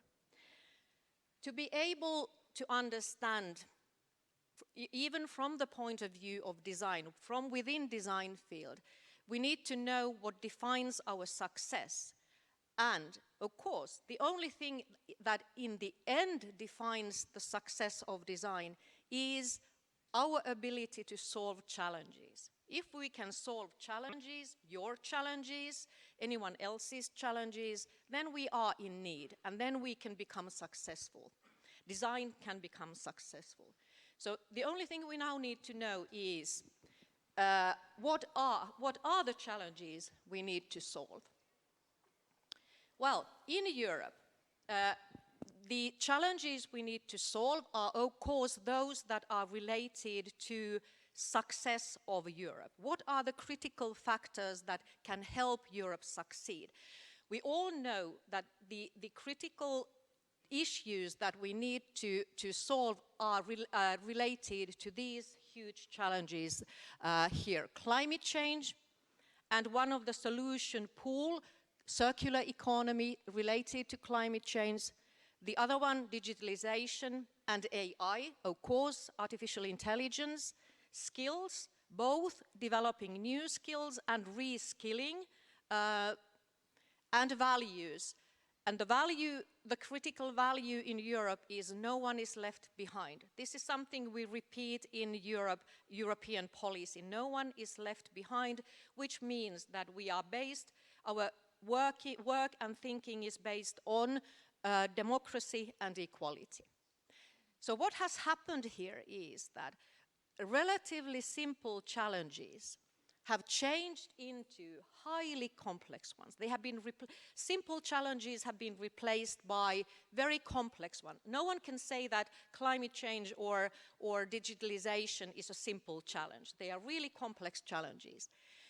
And with the complexity, what it means is that systemic problems, they require both wider and deeper understanding of the situation. One way to put it is that when we think about, let's say, solving issues, problems related to climate change, we need to understand the wide landscape first, and then we need to find a focus. What is the challenge we want to focus on? With that challenge, we need to dig deeper. We need to mine. We need to understand that specific challenge very well, and only then we can start building or creating solutions. And this is quite different from the design challenges or problems we, generally speaking, had much earlier. The global environment has led to a situation where most of our challenges are very complex. And how can we start solving these challenges? We can only achieve something in the end in a dialogue with all our stakeholders within the value chain and in collaboration with others. And this, here I'm repeating previous speakers already, so we all know the importance of this. The importance of values is also clear. We need to have a shared enough value base if we want to create solutions. And of course, one of the challenges within design, and the change in design is as well, that there's a clear shift from artifacts, products, to services, to strategies and systems. Hence, I was talking about very complex challenges and how you can start finding solutions for them. We know for a fact that when design is used in a very high level, the highest decision-making level in any organization, whether it's a private company or whether it's a government or even, you know, an entity like Europe, when we want to create solutions through design, design is most effective when it's used in the highest possible level. Now, the role of designers in these complex challenges, and all of us trying to solve the challenges, the role of designers is that designers can be leaders of creative processes. Creativity is very high on the skills list from World Economic Forum. It doesn't mean that creativity lies only within design professionals. Creativity lies, this is my belief, my personal belief as well, that creativity is a quality everyone has, definitely. But designers are trained in creativity, so they are good at leading creative processes. This is one of the important roles for designers in our complex situations. Now, how in the end can design serve? By taking part in solving the biggest challenges we have, climate change, one of them certainly, the skills we all need, complex problem solving, critical thinking and creativity. It has to happen in collaboration across disciplines, and it has to be strategic. It has to be in a dialogue with thought leaders, top management, and it also, from the design point of view, it's more effective when it's integrated. Not separate design policies, but design policies integrated in policies that are critical to your success, whether it's a country or an organization. So, what are we planning to do in Europe? On climate change, we need to put a focus on circular economy. The vision is that we need to reach a situation where waste and pollution can be designed, will be designed out of the production cycle, business model, and consumer behaviors. Actions use design to lead the paradigm shift and use design as collaboration and consensus building method to bring together all stakeholders to work together to co-develop policy documents in everything that relates to climate change. And this is our ambition as BEDA, as a combination of a lot of design actors, design organizations in different European countries, together with those who in the end decide policies in Europe and for Europe, and this is the European Commission. So these are part of the actions we have been able to identify so far. The work continues. This is by far ready, but this is what we are aiming at. And one last thing. Victor Papanek, an old guru in design world, wrote this in 1984 already. He was a great friend of Scandinavian design as well, where I come from. And what he said, design, if it's to be ecologically responsible, more timely now than what it was then, and socially responsive, again, more timely now than what it was in 1980s. Design must be revolutionary and radical in its truest sense. So actually, in the end, this is what design is aiming at: radical and revolutionary solutions to create, not from out of the blue, but to create ecologically responsible and socially responsive solutions. I will leave you by saying 谢谢, thank you, and kiitos in Finnish. 谢谢 Päivi. Thank you so much to our speaker, Päivi Takko-Kallio. Thank you so much for your very in-depth talk on design policies. Thank you so much on design as a strategy to achieve certain social goals. Thank you so much. 非常谢谢我们的讲者，欧洲设计协会主席 Päivi 呢，深入浅出的方式跟我们谈设计的政策，以及设计呢如何作为一种策略让我们的生活更加的美好。谢谢。那接下来呢，我们在2场专题演讲之后呢，安排了综合讨论的时间各位贵宾都可以扫描您识别证后面的 QR code， 就可以进入到我们的线上的平台，留下您的问题您可以利用线上的平台来提问。听完刚才2位讲师的演讲，或者是等一下综合讨论当中呢，有任何问题的话，都可以透过线上平台来提问Everyone, we now are going to move on to the panel discussion and feel free to raise questions on our online platform by scanning the QR code in the back of your badge. Thank you very much. 那接下来呢，我们就请我们的主持人以及语坛贵宾到台上来。我们的主持人呢，为各位邀请到的是天下杂志未来城市频道陈芳玉总监。总监，请先到台上来就座。Let's welcome our moderator, Fang Yu Chen, Director of Future City, Commonwealth Magazine. And we'll also like to welcome our panel speakers to join us on the stage. 我们要再次有请新竹市沈惠宏副市长 Deputy Mayor of 新竹 City 惠宏生。We'd also like to welcome Anna Witcher, Head of Design Policy at PDR Cardiff Metropolitan University. 我们也要有请卡尔迪夫城市大学设计及研究中心设计政策负责人 Andrea Remark, Head of the UK Policy Lab. 那接下来呢，我们要有请英国 Policy Lab 负责人 Andrea， 以及我们刚才的第2位讲师 Päivi Takko-Kallio. Please join us again on the stage, President of BETA, 欧洲设计协会主席 Päivi。好，那接下来时间呢，我们就交给我们的主持人方玉 ，and over to our moderator。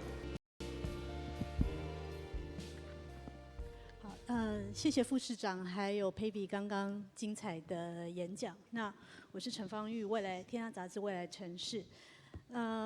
我们就直接进入正题，就是我先介绍2位在这个部分要加入我们的2位语坛人。那其中1位是2位都是来自英国，1位是来自英国的学界，1位是来自英国的政府。那第1位是 Dr. Anna Witcher, she is the head of design policy at PDR, or Cardiff Metropolitan University. 他呢曾经跟非常多的欧洲国家的伙伴们一起做一些跟政策有关的 workshop， 大概超过了100场。那里面大概有超过了数千位的这些政策制定的官员来参与。那第2位呢是 Dr. Andrea Remark， 那他呢其实是英国的内阁的官员之一，she is the Deputy Director for Policy Innovation Unit。那他呢必须要跟15个整个英国政府的部门一起工作，那制定了超过40多个政策的专案，那还有跟6000多位公务员一起合作。那第1个问题呢，the first question I would like to ask Anna and Andrea first. Please give us some examples about how do European cities introduce design into public policy and people's lives, and what are the influences? Maybe Anna first. For me, I think one of the big ways in which design can have an influence on policy is in facilitating the way in which the citizens can have a dialogue with government in terms of public consultation.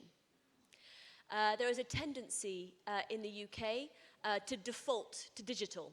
There's a big drive that everything should be digital, and of course digital is extremely important. But we can't forget that face-to-face value and the way that design can create synergies between lots of different stakeholders in coming to an agreement on the way that policy should be taken forward. And we're also seeing exciting trends in, for example, gamification, facilitating public involvement in the policy process. So for me, the big opportunity is in public consultation and creating a real meaningful dialogue between citizens and government. Anna 刚提到了，就是游戏化跟数位化，现在在英国政府是非常重要的一个制定那个政策的趋势。那接下来就是 Andrea，please share your some examples and your experience.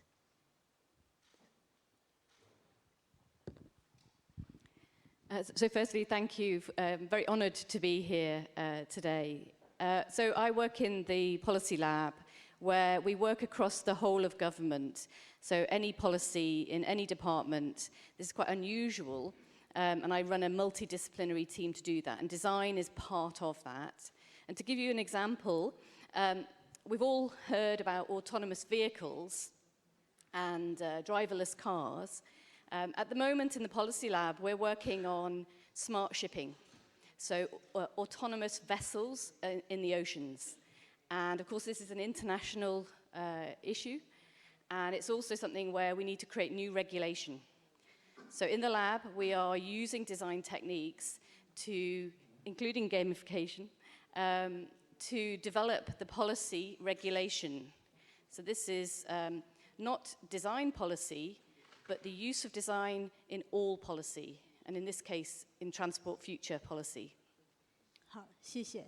那接下来我就想要问一下那个副市长陈副市长，其实刚刚我们提到，就是新竹在导入这个政策的时候，提到人是很关键的一个部分。那除了设计师、官员、市长之外，其实更重要的也是我们的市民。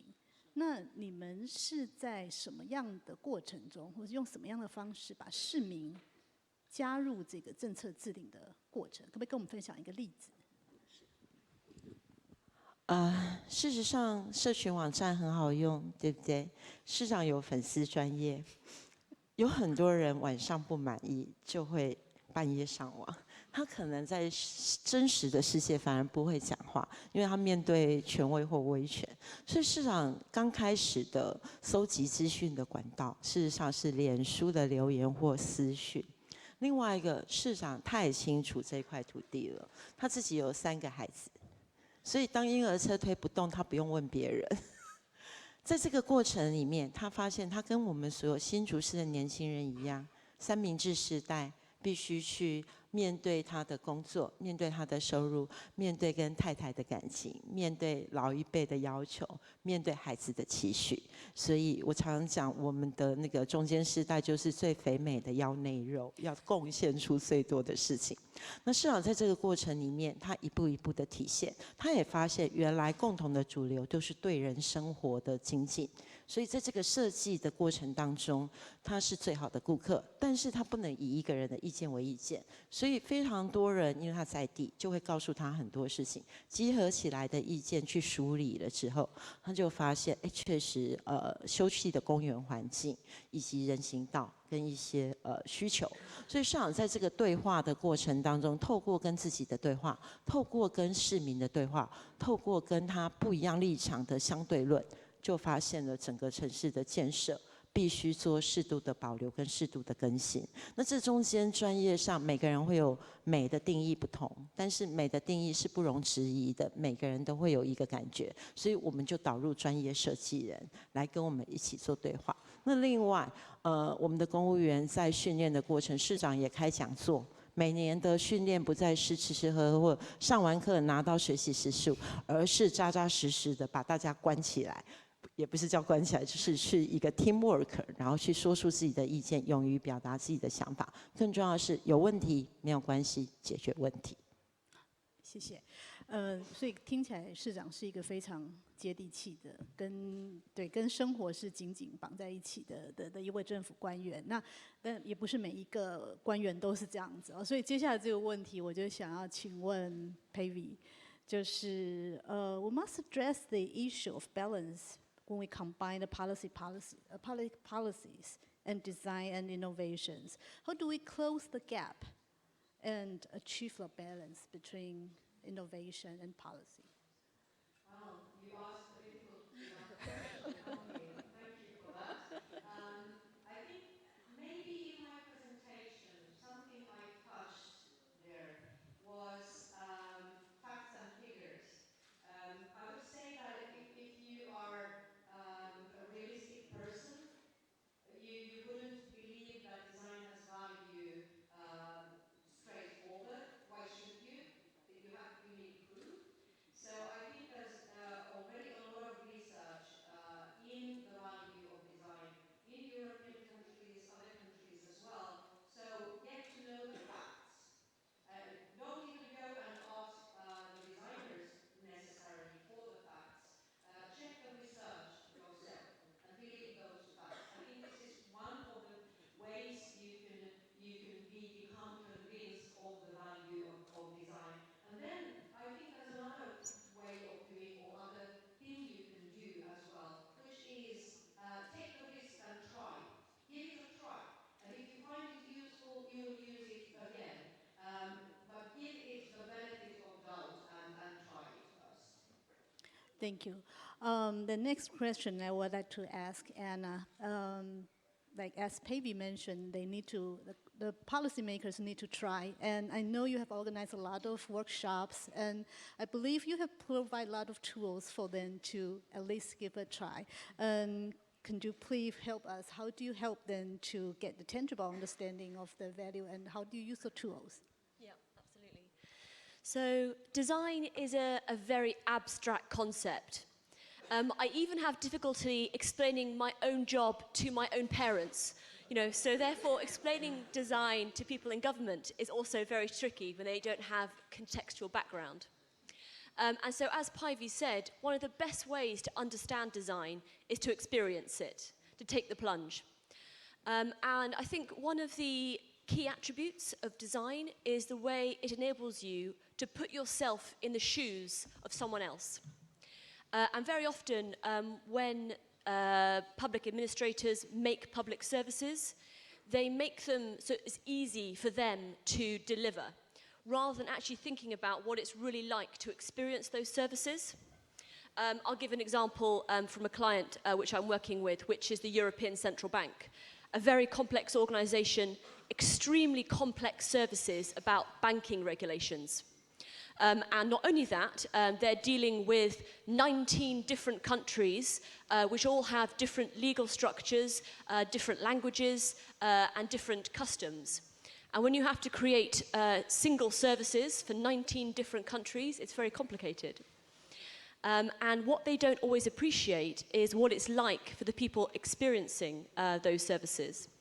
And so very simple techniques like user journey mapping, so mapping out every single stage, every single interaction of those services visually is a very powerful way to communicate what it's like to actually experience a service from the other side. Okay, thank you. Thank you for sharing the experience. And then the next question I would like to ask Andrea. It requires a lot of energy from the designers and civil servants and citizens to reform the public services. And how do you get the citizens involved during the process of co-design and co-create? So I think as Pavy said beautifully, creativity lies in all of us. And there are professional designers who are paid and who are trained in the process of handling creativity. But some of the research shows that maybe 90% of design decisions are not made by designers. And so, to be slightly provocative, I would say that design is too important to be left to designers. And therefore, we need to work collaboratively. And I think Hsinchu is a fantastic example of multidisciplinary teams taking a whole place approach. And that also, of course, includes the creativity of citizens. And in the lab, we have worked with thousands of citizens on our social housing project, on the policy of future social housing. We engaged with 1,000 citizens, with the minister and with the local officials. And so I think there are probably 3 areas, and it's similar to the design ladder that you saw. You have a choice. You can do no design, and you can guess what happens as a result of that. It's not always good. You could do pro-design, professional design, but sometimes that leads to designers having a view of the future that doesn't necessarily involve understanding what's going on the ground. So I actually think the third and final way is the right way, and of course that is co-design. It is about co-designing and co-creating the future that we want at both a policy level, a system level, and at the level of detail of the way that we plan our places and deliver our products. 谢谢。好，那接下来我想请问就是副市长，就是说，其实我们刚刚有提到新竹是一个古城，但是你们现在的市民又非常的年轻，那你们在做这些设计的时候，你如何去保留那些古老的古迹，然后在里面融入这些新的年轻的市民他们的需求？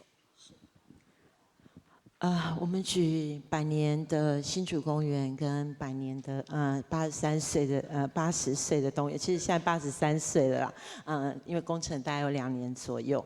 那整个的城市里面，其实我们像这一次在动物园里面，我们有一个新的种满柏树的一个最高点，叫后来市长重新命名叫柏之丘。那以前要上去不容易，我们现在是可以平面上来。可是当我们把这个柏之丘的名字讲出去之后呢，我们的文史耆老就开始在脸书上说，这里明明是抗日义勇军的时候的客家大佬的殉身的地方，应该要叫枕头山。英灵不灭，那我心里就在想，为什么一个城市里面永远老城要鬼影幢幢？因为我们中国人非常崇敬忠烈以及保家卫国的人，可是这个过程我们就让它并存，因为在这个过程里面，事实上以现在眼前去看，你不考究的，它可能就是一个树木非常漂亮的一个地方，然后柏树长着随风吹有一个姿态，所以它也是新竹动物园跟新竹公园最高点，那我们就把它叫成柏之丘。可是其实原来的纪念碑在旁边，我们也没有隐藏，也没有失掉。那因为这中间过程，台湾现在文资的保存也很重要，所以有一定的历史的，也不是我们随便想拿掉就会拿掉。但是如何让想看的人以及在它的环境里融合，也就是新旧融合，这就是一座旧城市要有新思维的一个最棒的一个过程。所以目前来讲，我们的大象门已经也是83岁，动物园有多老就有多老。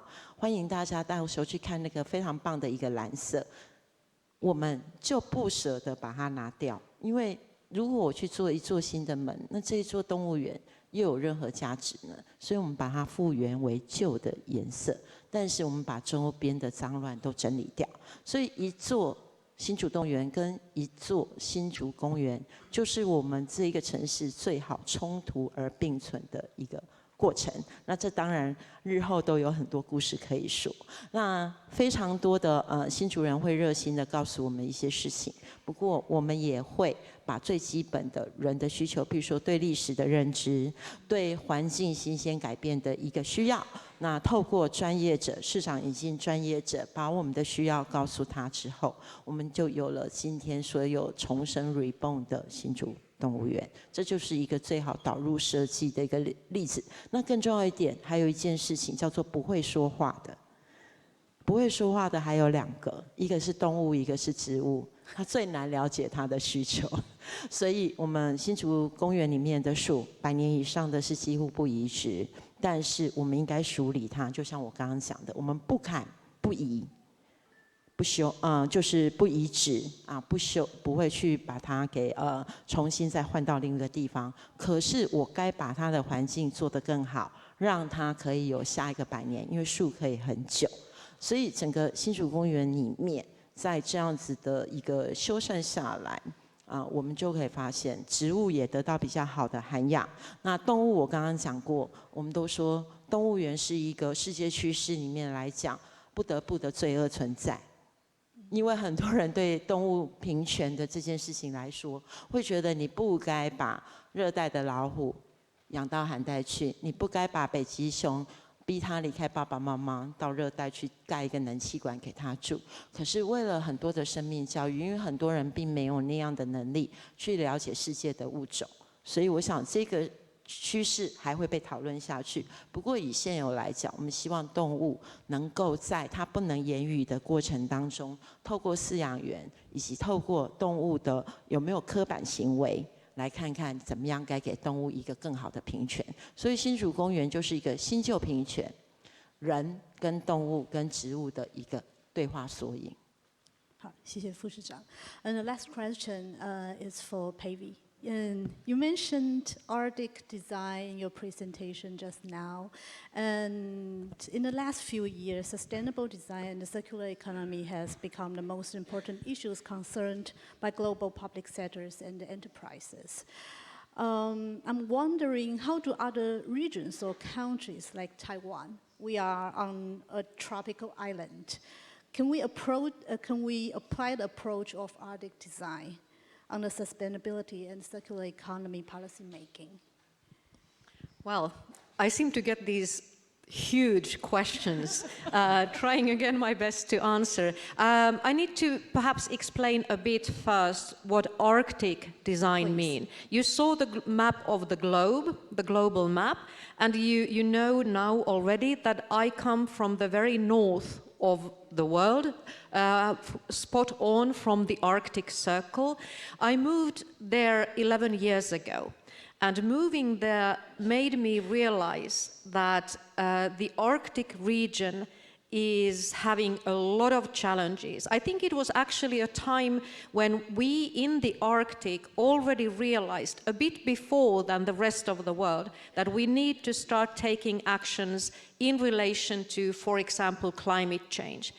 And in the middle of those concerns, I started to develop a concept we call Arctic design, to pay attention within design as well on the requirements the Arctic region with its very difficult conditions poses on design and every one of us who want to create solutions. And one of the notions I think which is very important to share with you on Arctic is that whatever happens in the Arctic, climate-wise, otherwise, it has an impact on your lives as well. So this is one of the reasons why there's a special reason, motivation to pay attention in the Arctic. It's like a laboratory of the change that takes place in the rest of the world as well. So Arctic design means paying very specific, special, deep attention to your environment, the requirements it poses to you, and it should affect the design process accordingly.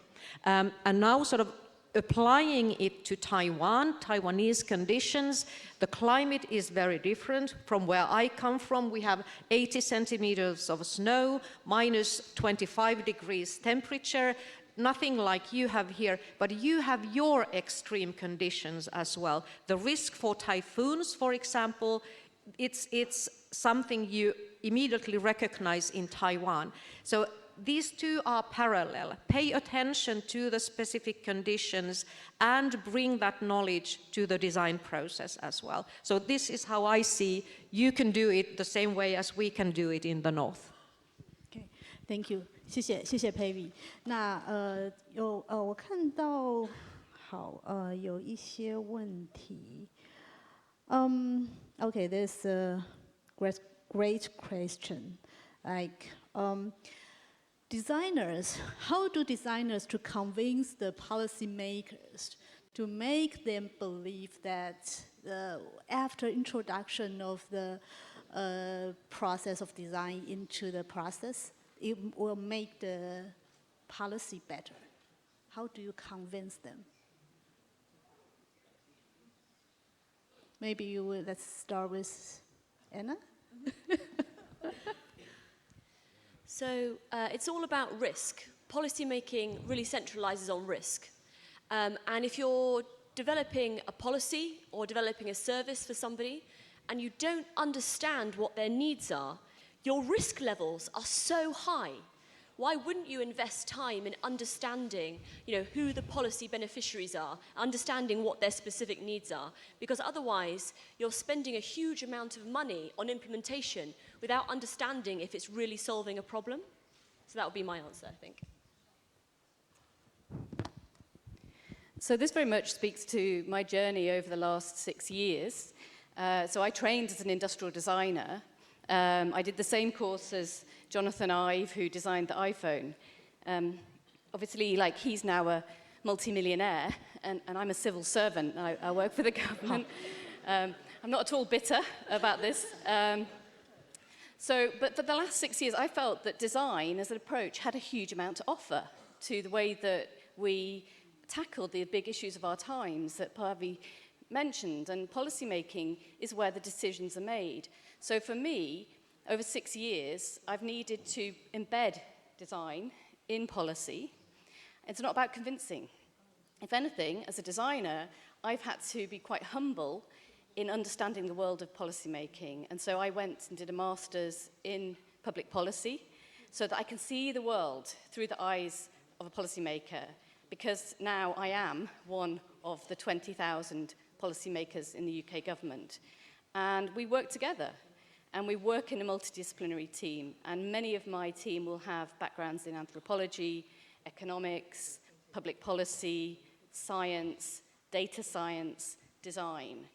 It's a hybrid team, and that's how we're able to come at these big challenges in new ways.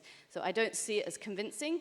I see it as a common approach between really exciting teams who are changing the way that government operates.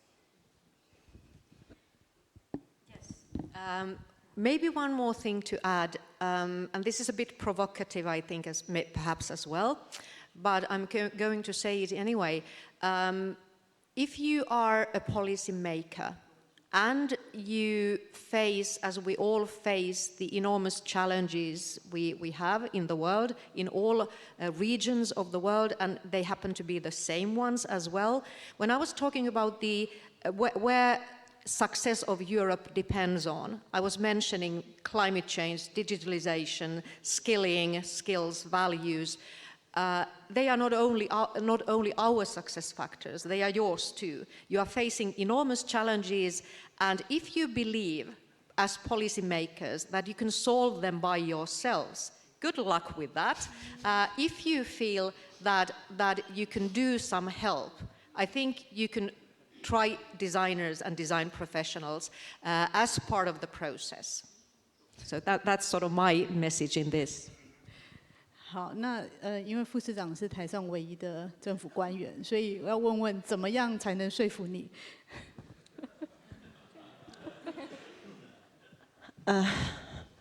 其实因为我的背景是学习交通管理，我学交通管理，然后我是传统公务人员出身。虽然现在是政务官，但我其实没有，我还有具有公务人员身份，所以一旦我们新竹任务结束，我应该就是回公部门继续当传统公务员。但是当年我们在做一些事情的时候，尤其像大众运输，台北市的公车低地板了，对不对？以往我从来不追公车，因为我觉得那是最危险的事情。第一个不追公车，第二个追到公车之后，我不敢穿长裙，因为上去的公车有3个 step， 3个台阶，不是你踩自己的裙，就是别人踩你的裙。所以后来在这个过程里面，我发现一个壮年人，手脚无缺，没有任何障碍的人，要去替可能身心有障碍的人，可能肢体有障碍的人，可能年纪老弱了，可能孩子还小。所以当我们认为一步是跨60公分，所以我的60公尺，我就把它的人行道秒数算几秒，你发现老人过不去，小孩过不去，那怎么办？他不能在路中间，所有人就形成一个困境。所以我们在做交通的人其实是最没有界限，因为它是一个跨领域，而且是所有人都用得到。我就常常讲，200万的公车族一天只要1%客诉，我应该就死掉了。所以在这个过程里面，我们就发现，不管是从你的生活里，从你的体验里，我们后来发现一件事：为身心障碍者做的话，为老弱妇孺者做的话，我壮年人一定可以用。所以在这个过程里，我们生活经验以及所有的事情的时候，我们做这种专业的设计。可是也许我只是想到一个概念，这时候我就导入车辆的设计应该怎么样去做一个处理，跟人行道的界面结合。那我唯一只有想到一件事情，就是我为老了以后的我自己做，我为我未来要生育的下一代做。为家人做，你就会知道，在设计的过程当中，就会从一个一个的链接，去扩大到一个 group， 扩大到一个government， 扩大到整个的世界里面。所以，接下来叫做因地制宜，在哪一个城市到什么阶段，我应该做什么，就去了解它应该做。这讲起来有点抽象，我想时间是很短，所以我刚举我那个地板公车以及捷运。所以相对于老师面对台铁，台铁为什么还有阶梯？为什么月台还会削掉月台去驱救车子？就是在这个过程里面没有好好导入设计的一个过程，导致公务资源的浪费。不过我相信未来。我们这2020的设计元年启动之后，会有更多的好的导入，我想也会减少这些公务预算的浪费以及错误的方向的产生。好，谢谢副市长。We have 2 more minutes left, but I really like to take this. This is a great question. How do you deal with the tensions between the EU designers and the policymakers? When you have different opinions. How do you deal with the tensions and conflict? Yeah. Yeah, I'm happy to talk to this. So we did some work a couple of years ago, and what is common in our approach is to get everyone in the room. And you hope, actually, that people have very different perspectives. And that does create tension. So we were working on how people divorce. Do you go to the court or do you get mediation? So how people separate. And so in our workshop, we actually brought together judges and mediators and policymakers and experts. And it was really difficult. And people were really holding very, very different views. And afterwards, the team said to me, this workshop's gone really badly. Everyone's really angry with each other. And I said to them, no, the workshop has gone well. And they were like, why? It's like, because everyone's being honest about where they stand and what they stand for. And actually, by suspending, coming together, by actually holding different views, we were able to progress ideas further forward. So from that work, we were able to work in a very different way, but it required that honesty for people to actually hold their ground, and sometimes these workshops are quite tense. So, but we always find a way through using the design process to actually get to a common agreement of what needs to be done. I would say one of the biggest things I've learnt is managing expectations. So very often when you give people a forum to share opinions, naturally, as Andrea says, initially, very often the perspectives will be negative because you have to kind of, get something off your chest, which has been a very negative experience as part of that process. And then once you've kind of got through that initial sharing of grievances, actually people are able to naturally move on to problem solving, because human beings are problem solving creatures. Like naturally, we always want to move towards that problem. Move towards finding a solution. Sorry. So actually having this opportunity as part of a kind of constructive shared environment often enables you to kind of diffuse some of those tensions. Maybe one word I would like to use or mention, which I think is critical in every single process, is trust. And an example, you already know very well that I live in Lapland, the north of Finland in the Arctic. The region of Lapland is one of the regions in Finland that has to create a strategy program to develop the region every single 5 years. Last year, the year before and last year, we did a design-led process to create the next strategy program for the region. The way we did it was that we invited different stakeholders, different actors in different layers of the society in Lapland. Usually the strategy program would have been, or in history, it would have been created by the top civil servants, leaders in the government or the local regional administrative bodies.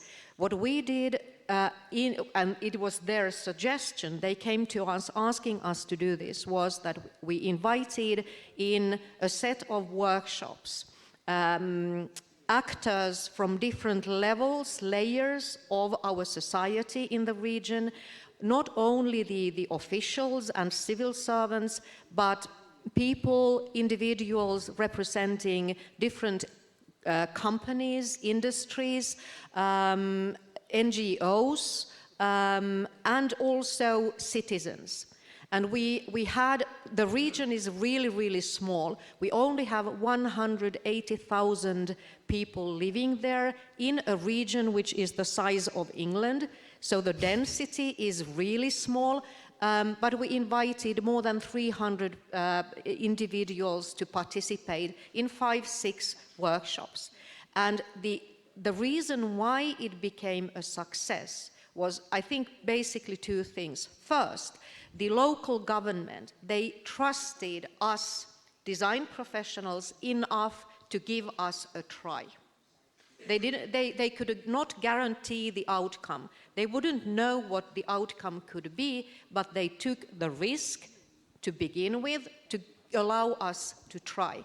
And the second thing was that throughout the process, having a lot of different people gathered in the same room to work together to get to receive an understanding, how do we all want to develop our region? That process where we gave voice to every single participant, that created trust. So we managed to run the process through, and this was the first ever in Finland, the first time ever a regional strategy was created through a design process. Now it's done in other regions as well. So what happens is that you create a snowball effect. Someone does it and has a success. It takes less courage for the next ones to try. Sharing experience as well. 副市长，我想事贵甚始，所以当时市长一进新竹市政府，为什么第一个重大工程汇报，那引进很多的制度，因为只有不断的冲突，以及协调，还有最后就是，其实公务人员很能服从。你把它带领到60分的进阶，大家会一起往80分去走过去。所以重大工程汇报里面引进专业，改变制度，让大家能够先跟专业对话，改变公务员。接下来这一块，因为民意如流水，所以市长的第一个工作，当他把前后站地下道、跟后站转运站以及中央公园做完之后，市长的民调跟大家对他的信心就建起来了。市长常常讲。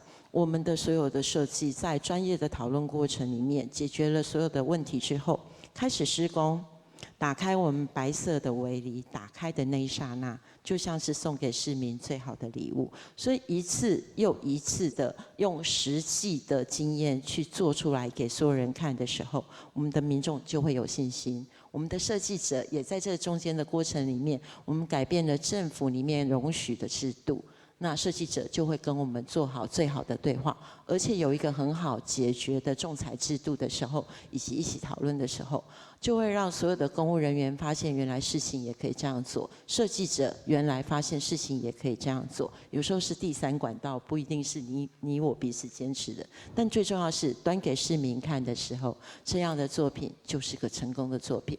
那就如同我们刚刚主席说的，一旦市民对你的事情建立了信心跟品牌的信任跟意见之后，往下要做下去就会一直拓展下去，而且不可能停止。谢谢。好，设计改变了新竹，改变了城市，所以设计也将能够改变世界。Thank you for all our panelists today， 谢谢各位的参与，谢谢。好，谢谢我们的主持人以及我们的语坛贵宾。Thank you to our moderator and speakers. Please stand up. Let's have a photo on the stage. 那各位现场贵宾，接下来呢是我们中场休息的时间呢，我们休息15分钟，休息15分钟。等一下3点50分呢，请准时回到会场哦。Let's have a photo on the stage. Yes, thank you. 我们请台上的这个主持人以及语坛贵宾先稍微留步一下，我们一起合照。那我们接下来呢是中场休息15分钟的时间，我们等一下3点50分呢，请各位贵宾准时回到会场。We take a 15-minute break right now, and we'll be back at 3:50. Thank you.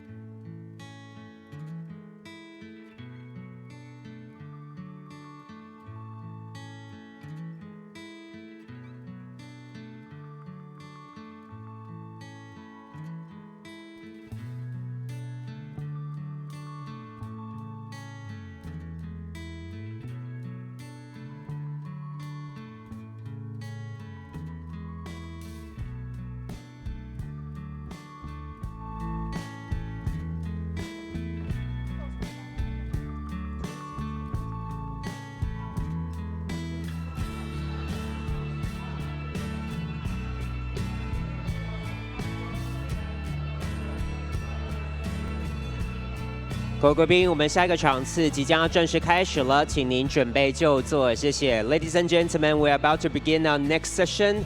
Please take your seats. Thank you very much.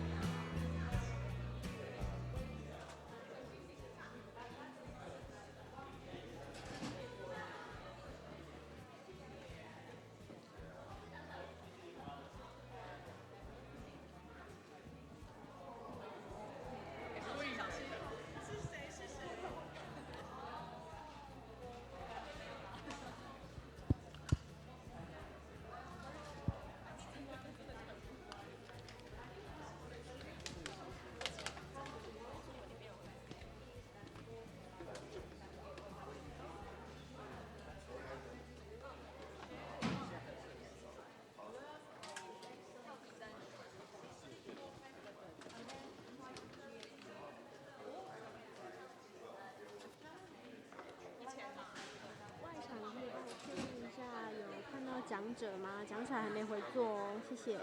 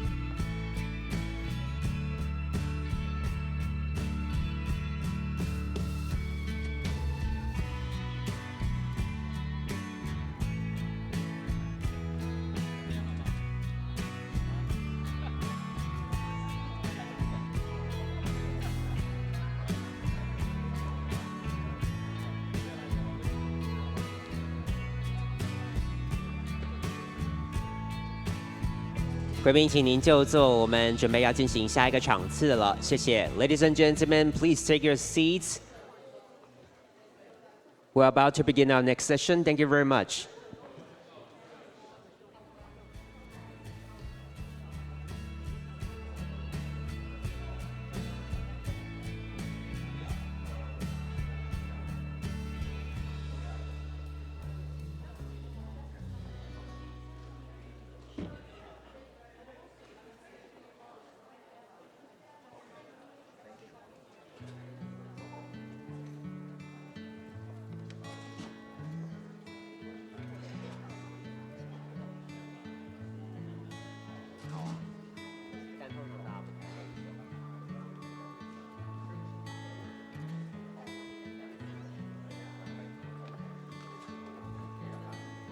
那前面有位置的话呢，也欢迎各位贵宾可以移到前面来坐，谢谢。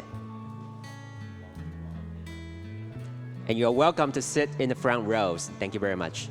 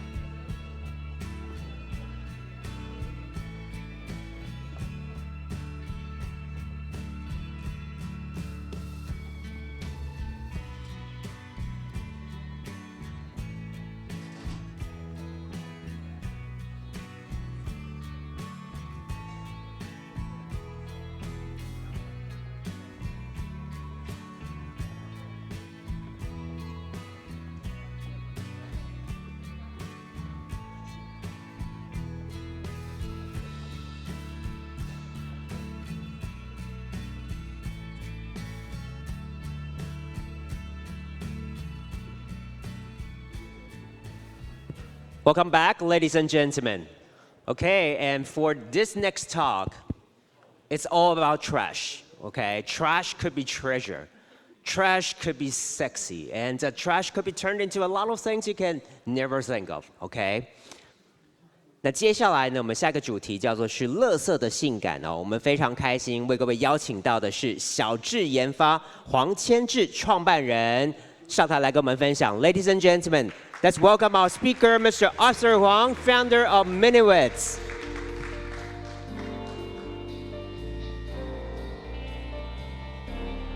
I see a lot beyond. 因为我们叫做公司的 logo 一直都是 Zero Waste and Beyond。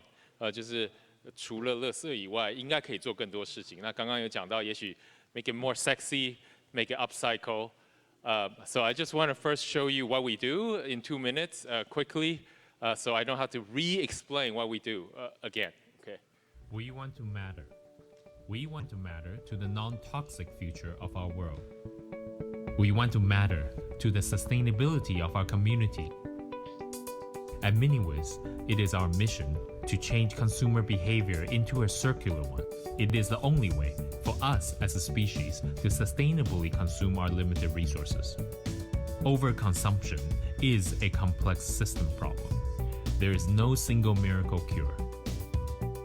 We want to matter by proving human consumption can be satiated with our very own trash. We have dedicated ourselves to turning decades of environmental pollution into solutions that will enable us to live sustainably. We want to matter, so we turn ourselves into magicians of trash, inventing new ways of transforming our everyday trash into high-performance works of art.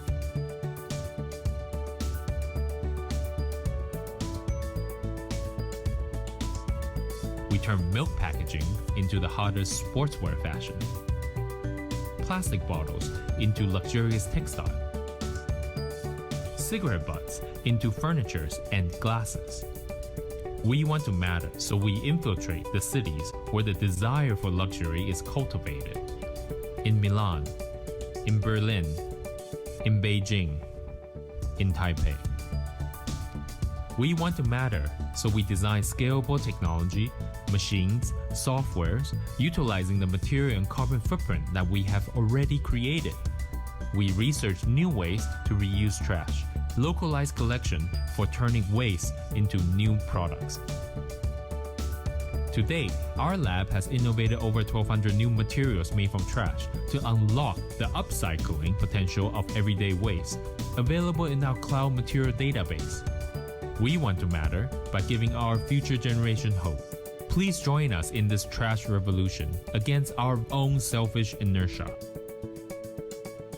Let's stop talking about the problem, take responsibility of our own action, and start doing. Because we all matter. Just so quickly, we are all clear. Recycling is fake and unreal and full of shit. Yeah, it is full of shit to begin with. Now, maybe I should also make that in Chinese too. Yeah, okay. 其实台湾大部分回收的材料，其实大概大家都知道，没有真正的被利用。OK， 其实就像不管是像玻璃，也许有春池玻璃，但是它毕竟还是少量的被高阶利用，真正的还是不见了。OK， 塑料更是。OK， 其实我们跟很多的回收商更是。那我们大部分在讲的回收 ，what we talking about recycling or whatever you call in Europe now call waste to energy recycling.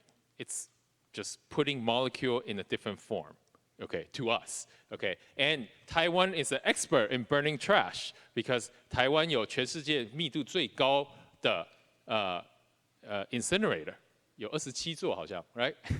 We have 27 incineration plant, okay? So I have to say, even Taiwan boosts its 60% post-consumer recycling rate. It's actually fake. And we actually did a data for the last 15 years. Where did most of our recycled material went? 到底这些回收材料跑去哪?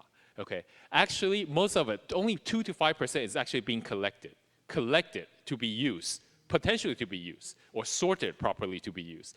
Most of that go to heat recycling or landfill, or ship it to China, Malaysia, Thailand, and dispose somewhere. Okay, so that's actually what the recycling we are talking about is doing.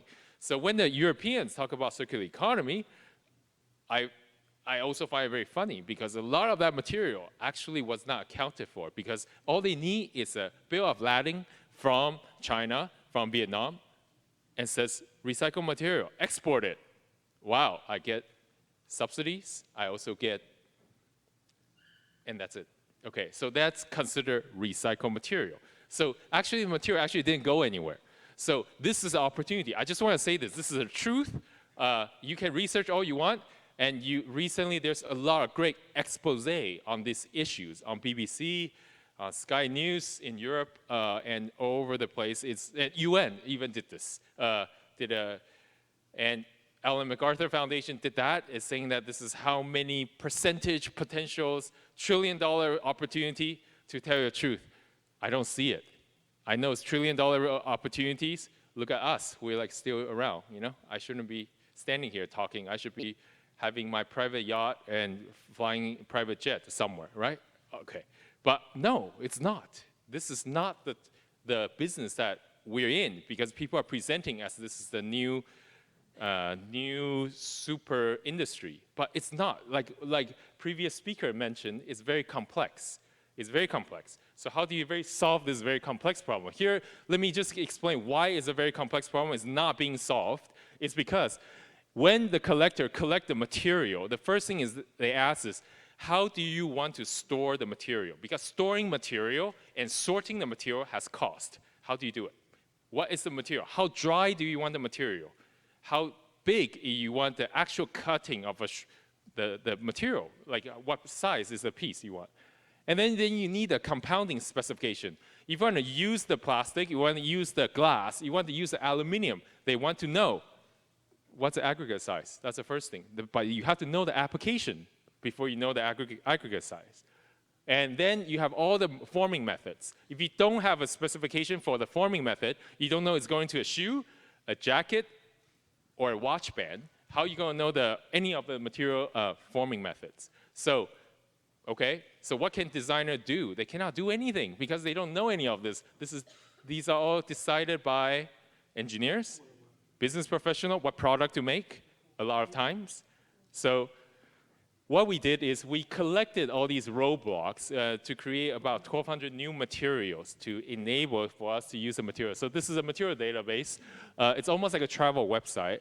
Okay, so where you can actually link the material from a certain trash source to potentially into 4 datas. Okay, the modulus, the mechanical strength, the impact strength, and elongations, and for fabric, there's also different, you need that data to simulate in any type of new engineering software today. You need that, okay? So, 不管是 SolidWorks, anyways, there's all kinds of, doesn't matter, it's industrial design for SolidWorks. In order for you to use new material, you need all this data to actually just know whether this is working or not on the most basic level. So this is actually designed for you to power that. So then you can actually say, okay, I can use this to turn to that.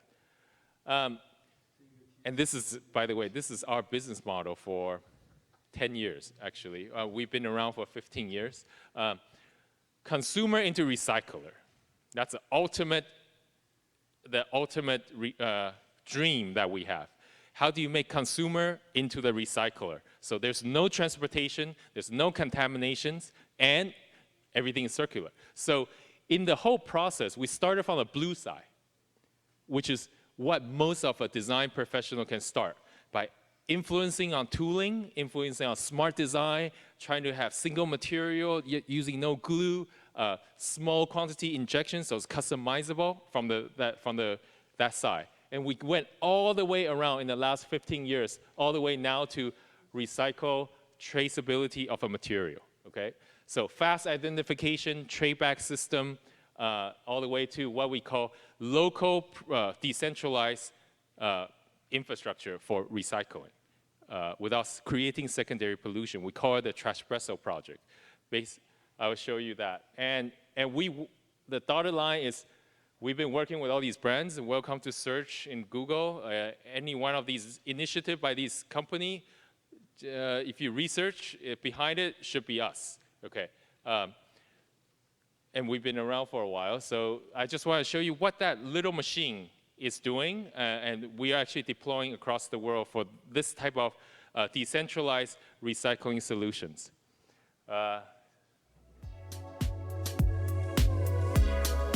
4 years ago, MiniWiz started a journey to create the first mobile recycling line, the Trashpresso.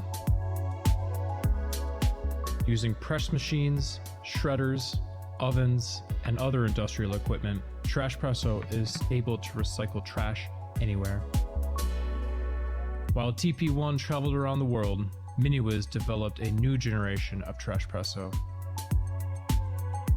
A modular system with a smaller footprint for easier transportation and higher energy efficiency.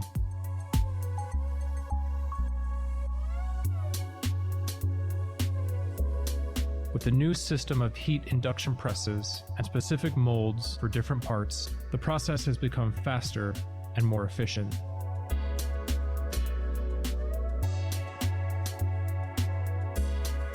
The new Trashpresso complements Robin, MiniWiz's smart trash collection system. We will track every single piece of your trash from the moment you throw it away till the time we put it back in the game. Furthermore, new Trashpresso can be upgraded with a robot arm that will do the dirty job. Technology, engineering, design. All right, so that's not so important, but what we did is we started this whole experiment this April in Singapore for 2 days in the middle of MRT stops. Okay, and of course, you know Singaporeans are quite annoying with safeties, and I know all that stuff. So the whole idea is, can we do trash transformation in the middle of an MRT stop with a formaldehyde measuring device and a VOC measuring device to see whether there is toxicity in the transformation process, okay? So people can get close to a machine. We have to work with a local designer to be able to make a mold, a tiles, okay, on site, all within 5 minutes. So of course, the whole process is now from trash all the way to final product within, right now it's actually 2.5 minutes, yeah? So like 2.5 minutes.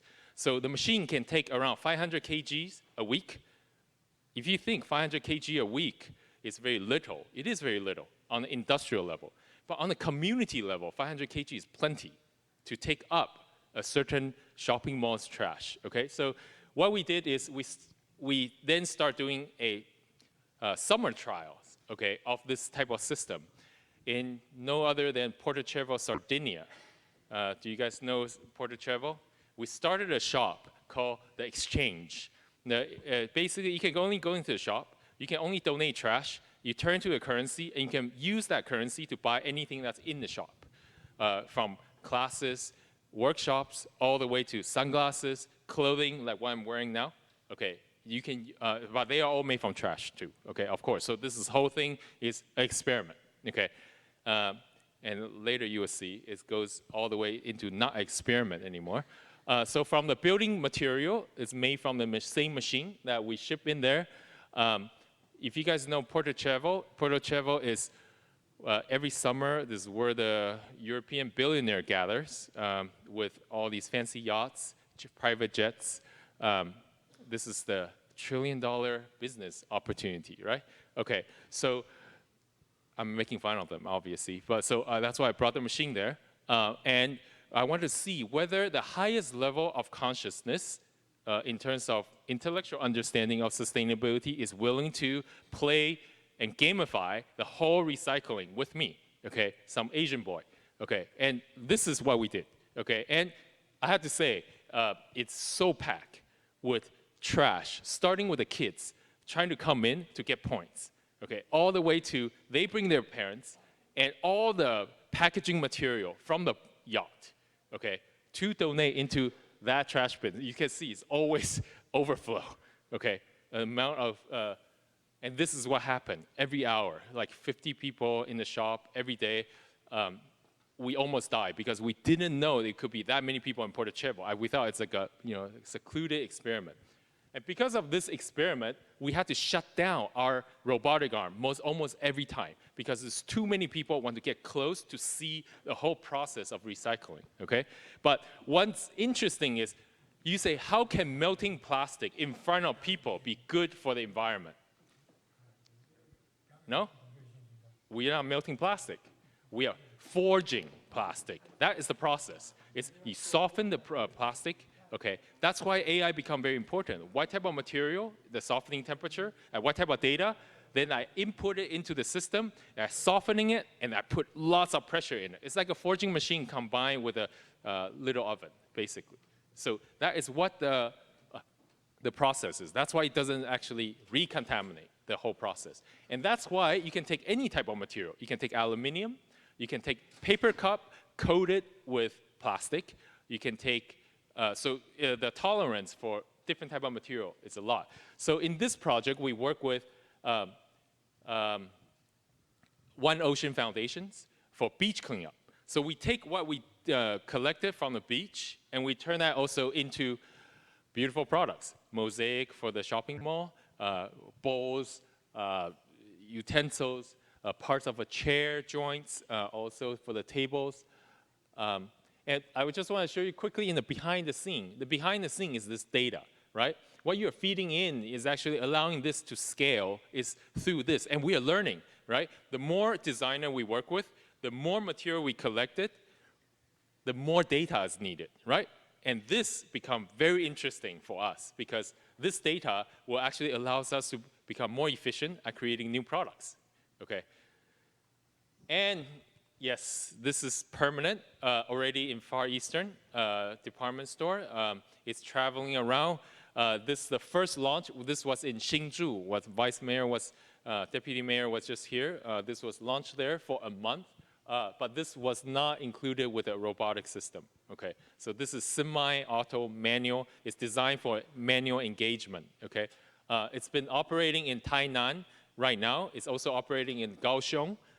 It's all the different department stores. So we are collecting the trash from all the food, basically coffee shops, bakeries, and all the leftover, and then they donate into the system, and they get a flower pot, okay, on site, designed by a local designer. And of course, it comes with all the education through the daily process. But anyway, so that's a flower pot. It doesn't look half bad.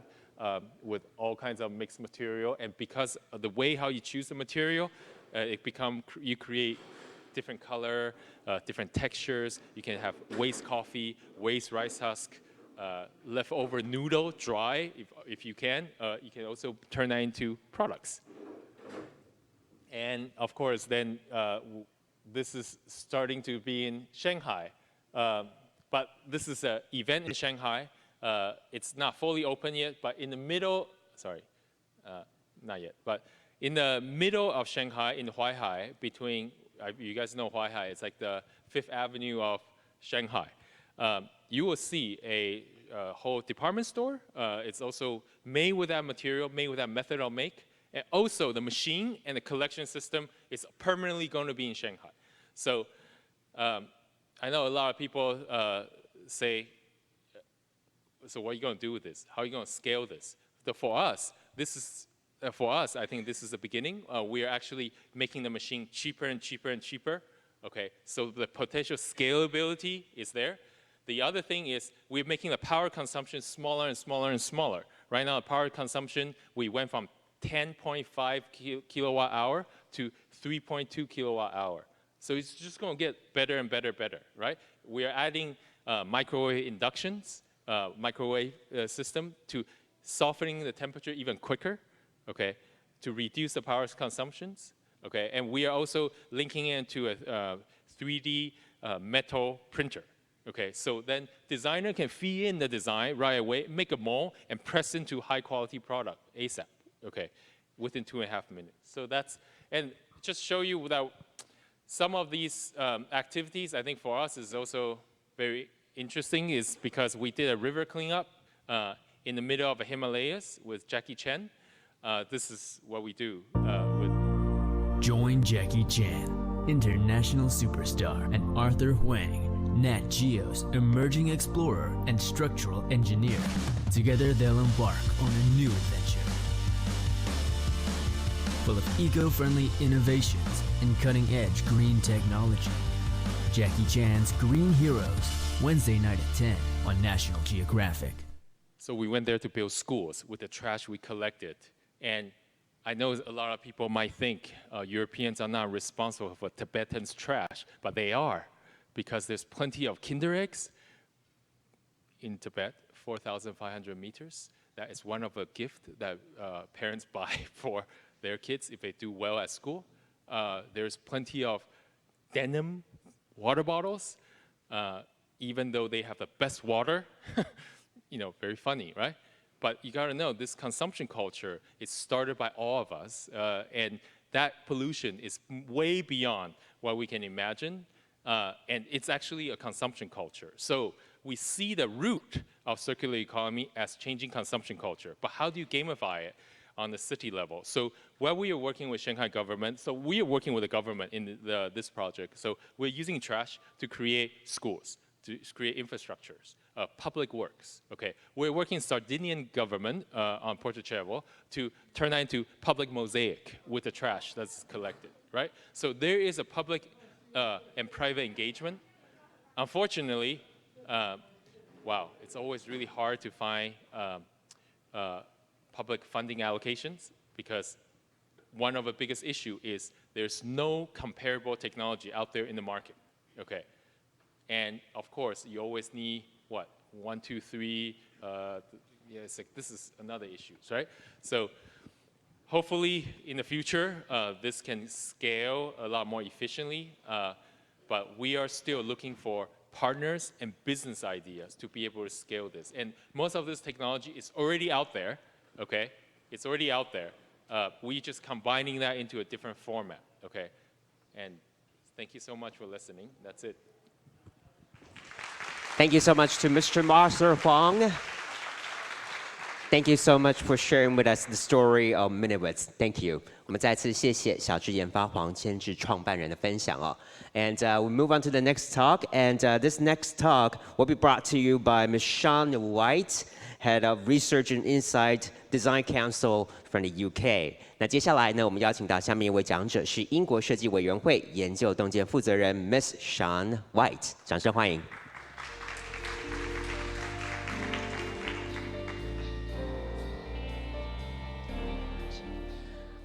Hello, and it's great to be here in Taipei today.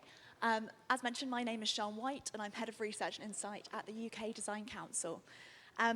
Just to kind of start with a little bit about the Design Council, in case you haven't heard about us, we were established in 1944, originally within government as the Council of Industrial Design. And we had a remit and an effort to think about how, in the context of the end of the Second World War, how could we promote by all practical means the improvement of design in the products of British industry. So created at a time when actually there was a need to think about the UK's future in terms of its economic and social challenges. And what the government did at that time was to put its focus and its efforts and its trust in design. And where are we here now today? Well, 75 years later, we're still doing that. We celebrated our birthday last year on the 19th of December, and now we're rebranded as the Design Council. And as well as thinking about the kind of products and the industry and the manufacturing aspects of design, we're also very much focused on the social difference that design can make. And that's in the idea of the fact that we believe that, that design has a role in making life better. And we think about the idea of making life better by design. And that's through the idea of that we believe in design in all its forms has the possibility to make sure that we have better places, better products, better processes. And if we do that, we think there's going to be better performance for the society as at large, both in terms of the economics, but also in terms of the social difference it can make to the citizens of the UK. So what do we do as an organisation? We do 3 key things. So first of all, we provide strategic advice. So we're the UK's government's advisor on design. So we play a role advising them. But we also work with major infrastructure providers across the UK. So we work with our rail companies, we work with our highways agencies, with our home building agencies to advise them how they can use design to meet their challenges and the challenges of the future. We have a wide stream of programs of work. This is where we work directly either with businesses or with public sector to get them using design and to understand actually the benefits of that. And through working directly with those organizations, we're able to gather insight and demonstrations of how design can make a difference. And that's where evidence and insight comes in. So part of our role is to grow the evidence-based design, and that's the bit in which I work, in thinking about the research base behind the role that design can play in the UK and beyond. Now, as an organization, in terms of our programs and our remit of work, we look at a whole range of different types of design, but we have specialities within public service design, architecture in the built environment, and also business innovation. And increasingly, where we're interested is the role that these three types of design can play together. So how can we integrate them and think about a multidisciplinary offer? And that's with a focus on, we think that when these types of disciplines come together, we can make better places. We're focused as an organisation on national design issues, and we think about it across the whole economy. So sometimes when people think about design, they just think about the aesthetic nature of design, whereas what we're interested in is what role can design play right across the economy, not just within creative industries, but within banking, within aerospace, within engineering. What difference can it make? And why are we interested in that? Well, people. People are at the heart of why we're interested in making sure that design makes a difference. And that might be for policymakers, it might be for public sector, private sector, but there's also designers themselves. And all of this work is underpinned by our understanding of design. So we have a range of tools and methods and approaches about how we think of design, taken from a 75-year-old history. And all this is underpinned by the Double Diamond, which is our way of communicating what design is and its value. So I'm here today to share a little bit of what we've learnt about what design is. And I'm going to focus in on design skills and share some of our learning and thinking about what are design skills and why are they so important. I'm going to probably focus mostly on the UK and use this as a case study to explain about what role design skills would play within the UK context. And because I'm here amongst friends, I'm also going to share some of our lessons learnt and some of our challenges. And maybe we'll be able to find some similarity between our experience and I guess some of the challenges that we're sharing both here in Taiwan, but also globally from thinking about the other international partners that you've heard today. So to start, and because it's probably a good idea to start with, actually, what do I mean when I keep saying design? When we think about design at the Design Council, we think about it being both a mindset and a skill set. So quite often a traditional perspective of design might be focusing in on the aesthetic nature of it. What could we practically produce with our hands? Whereas we think about it as both that kind of skill set, that kind of tangible things that you can do, but also an approach, a way of going about it and thinking about how we can make that difference. We think about it being both critical thinking and creativity combined. Idea of, I guess, your left brain and your right brain working together. And it's this combination of thinking about things critically and creatively that can lead us to think about really innovative solutions. And as I said, it's much more than aesthetics. It's a whole range of different types of mechanisms and means of going about things. We express this sometimes as thinking about head, heart, and hand. And to unpack that a little bit, so when you're thinking about your head, you're thinking problem solving. So it's that capacity to have a vision about where you want to get to and the capacity to see through to that idea and to visualize something that might not always be particularly tangible. It's to think ahead and look at the future. And it's then to take those kind of practical and technical skills and achieve and actually create something with that vision in mind. So it's your heart, it's focusing on people, making sure that actually whatever you do, you're focusing on those needs of the people that you are thinking of. But then it's also those practical skills as well. So what tangibly can you do with your hands through the work that you do to reach that vision? And so this kind of idea of design is very much kind of mindset, but also a whole range of different skills that we can start to talk about to do with design, that both are about the way we think, the way that we do work, but also what we kind of then practically produce. And as Pivy mentioned earlier, these are types of skills that are going to be really important in the future. And you've seen this earlier. So, for example, the World Economic Forum produced this piece of work looking at what are the skills that we're going to need for the future. And as we've seen, the idea of creativity, complex problem solving, these are the types of skills that are going to become increasingly important both now, but also as we start to tackle major challenges in the future. And that these are the types of skills that we see absolutely explicitly used within design processes. They're particularly important given, I guess, also the changing nature of work. So as we've just heard, we are increasingly using new forms of technology, AI, and that means that in the future there are certain things that actually maybe we won't be doing in our work anymore. I guess the phrase, or the idea of automation, which can both create opportunities, but I guess also kind of understandable challenges when we think about what a workforce is going to look like in the future. What we know about these types of skills, things like creativity, is that those types of thinking are much harder to automate. So there are real implications for thinking about the role that design skills can have in thinking about the future of the workforce. What I've shared so far, I guess, is our thinking about design. But what we've done at the Design Council is tried to back that up with hard evidence. A couple of years ago, we produced a report, a piece of research called Designing a Future Economy. And what that aimed to do was to understand what are the specific skills that are associated with designers' roles. And by looking at combining UK data and US data, what we were able to do was to map what those skills are, what are their relative intensity within particular types of roles, and what are their importance.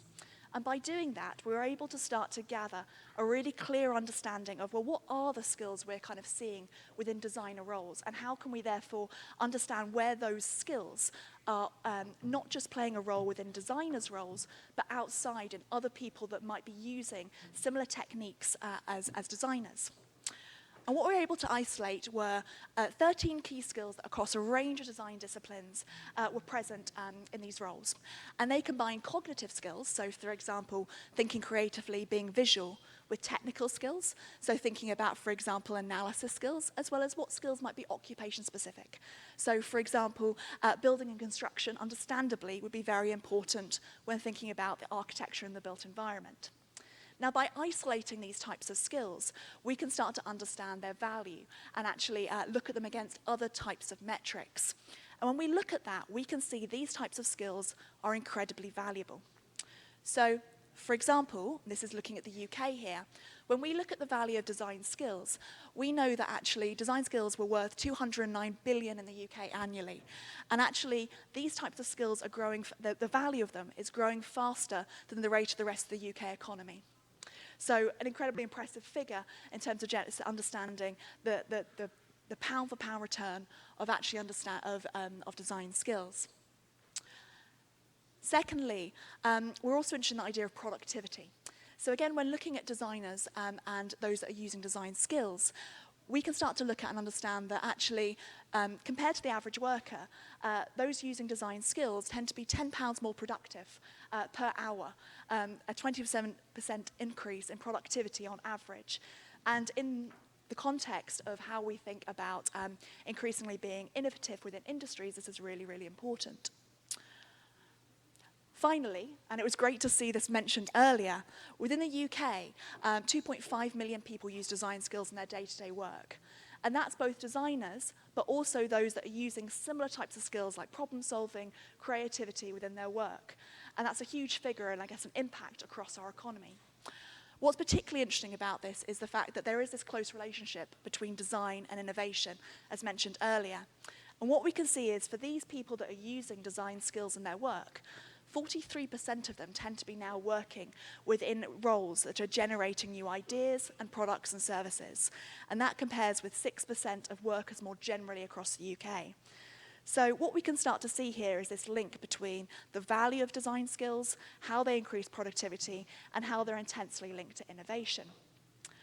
So a compelling case for design, and one that is very important given the context that we're in when facing as the UK, but also globally, new challenges, the changing nature of work, where we have to think about things differently. However, this doesn't just happen on its own.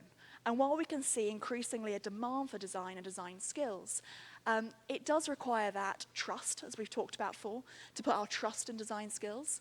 It also thinks about it requires thinking about the future.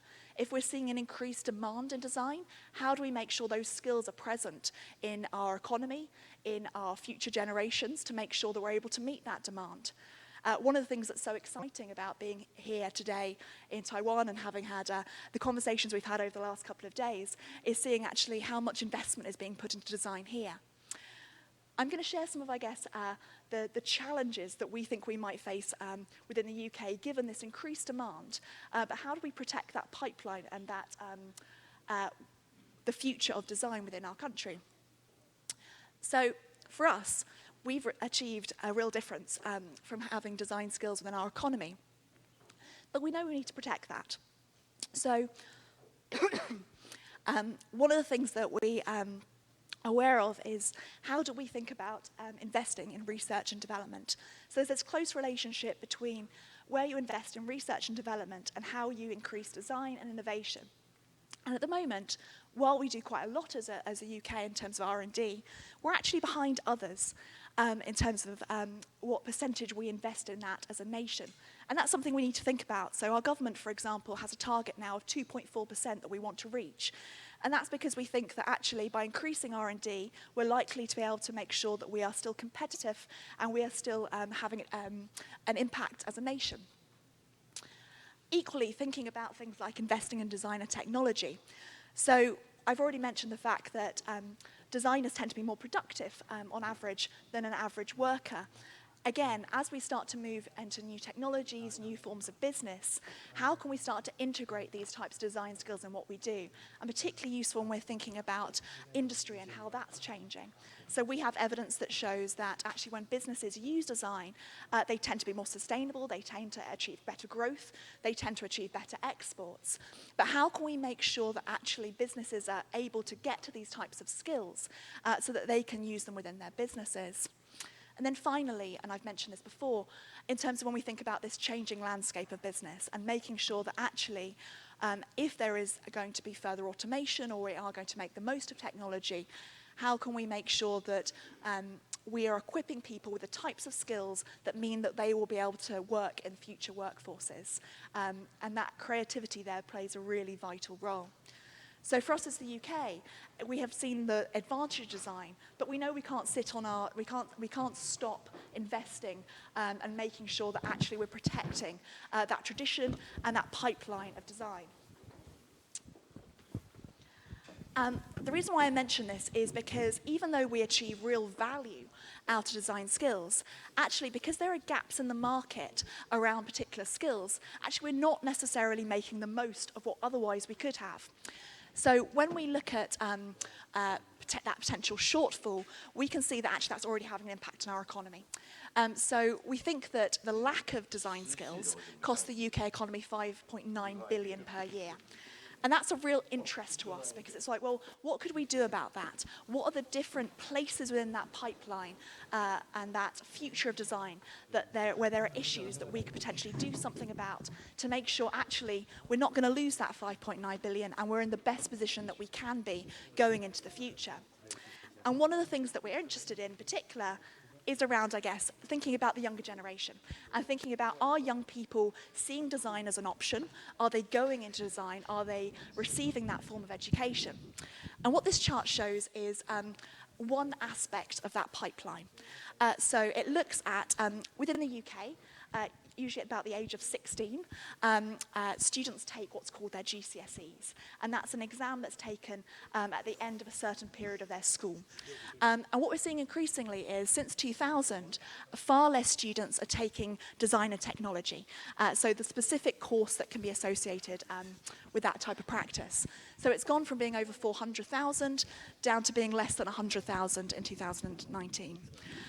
And that's one route into design, but we're also seeing decreases in the number of design and technology units within schools.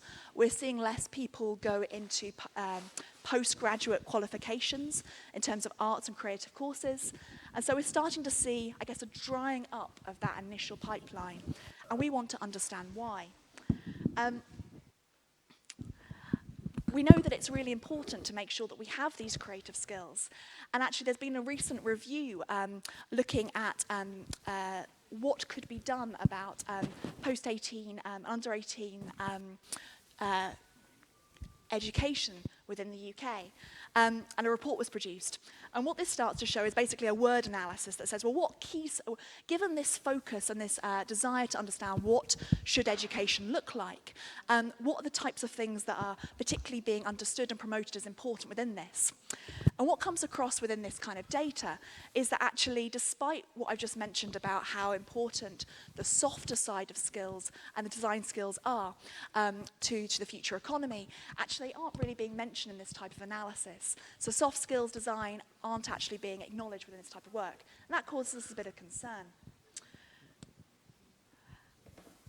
Equally, as well as, I guess, this slight narrowing of opportunity around potentially going into design, there are other factors as well.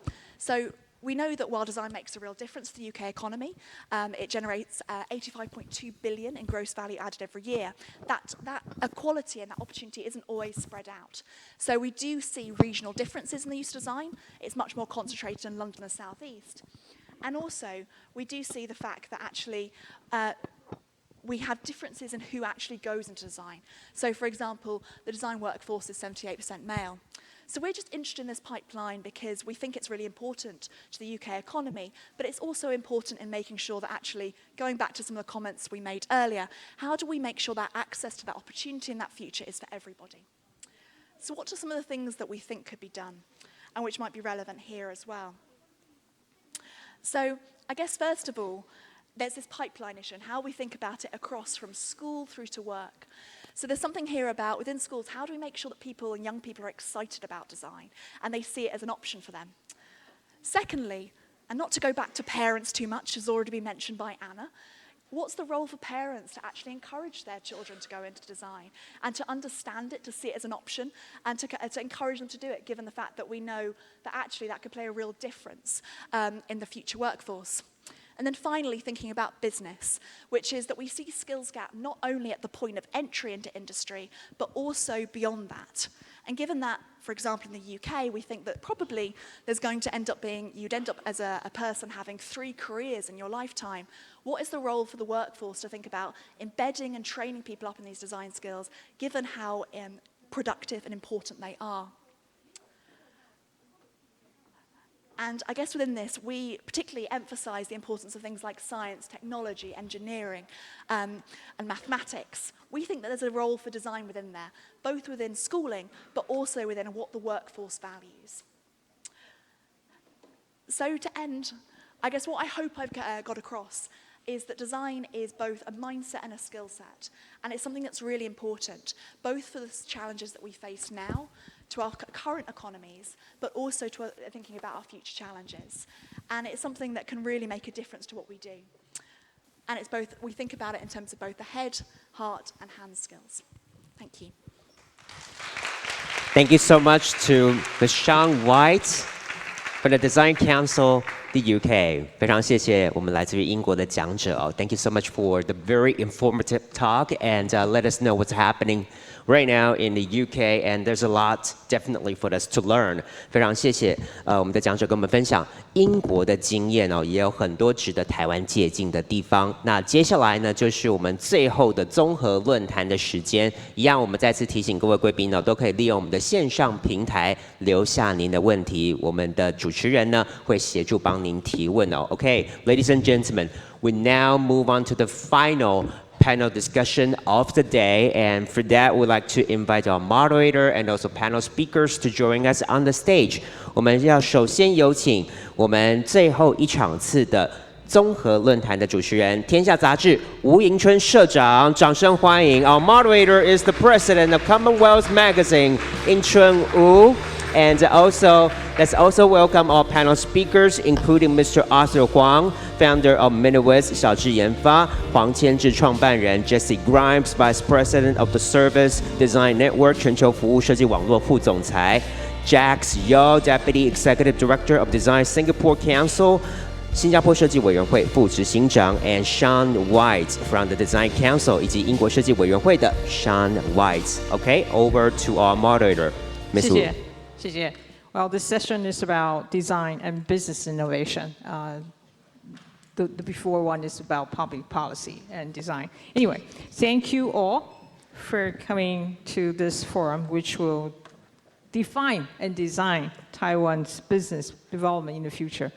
The reason for my conviction is that I seldom see the presence of people from IDB, Lin Zuzang, for instance, at design conferences in Taiwan. The Industrial Development Bureau used to look after only the manufacturers or industrial plants when I was a young reporter anyway. So this is definitely a transformation, trust me. And I don't know what magic Chairman Zhang Jiyi have done to Zhenghua Juizang, but it is certainly a work in process. Therefore, I'm especially happy that we can have so many policy makers on design coming from different countries around the world. And we've heard Sean and from British Design Council and Arthur from business earlier. Now there are two other design experts who are new on stage, and one from Amsterdam and one from Singapore. So allow me to start this discussion session with the new ones on stage. So, well, distance makes sense. So the first, let me introduce Jess Grimes, Vice President of Service Design Network from Netherlands. Yes, so Jess, tell us how design is changing the business landscape in Netherlands.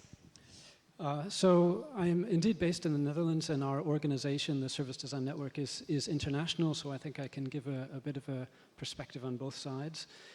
Service design is indeed a new discipline. We've heard it touched on in the talks earlier today. It's also here present in Taiwan and Taipei and growing in its recognition. And I think it's really come to the forefront in the last decade or 15 years because we're moving away from a life where we're using only products to one where we're using services, and our expectations of customer experience mean that there needs to be some designers involved in that process. So over time, starting in Western Europe and the UK, service design has grown in recognition, and it might have been 10 years ago you would have struggled to find people with the service designer title outside these parts of the world, except in small pockets. But what we see more and more is people that are really calling themselves service designers, doing the work of service designers around the world. So that's quite positive. Thank you. And our next guest is Jack Yao, Executive Director of Design Singapore Council. Jack, share with us how design is changing Singapore right now. So in Singapore, I think you have heard the many speakers talking about design, and design has gone beyond just merely looking good. It's about providing good experience to your end customers. So that's where Singapore is moving to. A very tangible example would be Singapore Changi Airport, right? It's an airport that sees, well, millions of passengers coming through every year, probably the 6th busiest in the world. And the airport team itself, one of the biggest impetus that they have is to make that traveling experience delightful, right? And as part of that, I think that's where all the different aspects of the workflow, they work with designers as well as service designers in order to make sure that the environment as well as the service they provide in the airport is making the travelers happy. I mean, travelers are probably the most grumpy lot when it comes to arriving on a red-eye flight in the morning and then still have to make another trip further down, which Jesse is going to fly 12 hours after this. So that's important to keep them happy. And what better way to keep them happy than to make sure that the process itself is efficient. But actually beyond that, it is also about how to make the environment comfortable. At the same time, if they can achieve that by also going green, that means making green delightful as well, that's all the more better, right? Which is why the latest addition to Singapore Changi Airport, the Jewel, actually uses a lot of renewable energy from tactics like passive cooling, so that's where there's a lot of greenery in it, bring green into the indoors, a lot of vertical walls, as well as, because you have a lot of green, you need to water the plants, right? So it's about also how do you make use of rainwater collection. And you're collecting rainwater, but it'd be fantastic if you can make it in the spectacle. That's why you have the big waterfall in the middle. So I think all those strategies are being tied together by the team and working with the designers. So that's how we like to see Singapore companies and organizations using design. I've seen some questions already. Some of them are about sustainable design, which towards Arthur, but later I'll ask the question. But before that, they're concerned about skills. I'm especially intrigued by Sean's representation, talking about there are already 2.5 million people using design skills in their daily lives in the UK. Can you be more specific about what is design skill are we talking about? Analytic capability or soft skills or technology or science? What are you talking about when you say 2.5 million people are using their design skills? What kind of skill and what kind of design skill are augmented from your in your design council to help more people were equipped with these kind of design skill? Great question. So it's the types of skills that I showed up on the screen in terms of those top 13. So it is things like thinking creatively, it is about conducting analysis, it's thinking about construction, building. So it's a wide range of different skills that we can start to see within those roles, be they cognitive skills, technical skills, or occupational skills. In terms of what we're doing to think about how can we grow that in the future, I guess first of all it is about thinking how do we continue to make the case for these types of skills and so show what difference they are making to the economy but also to society. And that is about making sure that where there are, I guess, policy decisions to be taken that protect these types of skill development, be that within our schools, within our workforces, we're making the case for that difference. But it's also for us is there is something about this difference between understanding and valuing design, so being open to design and seeing it as an option to be used. And I guess those that then actually go on and have those types of design skills that train up, that become a designer.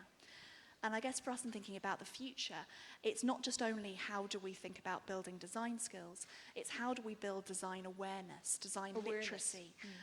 For all you those today who think, well, actually, design's really interesting and maybe it's something I might think about in my job, in my business.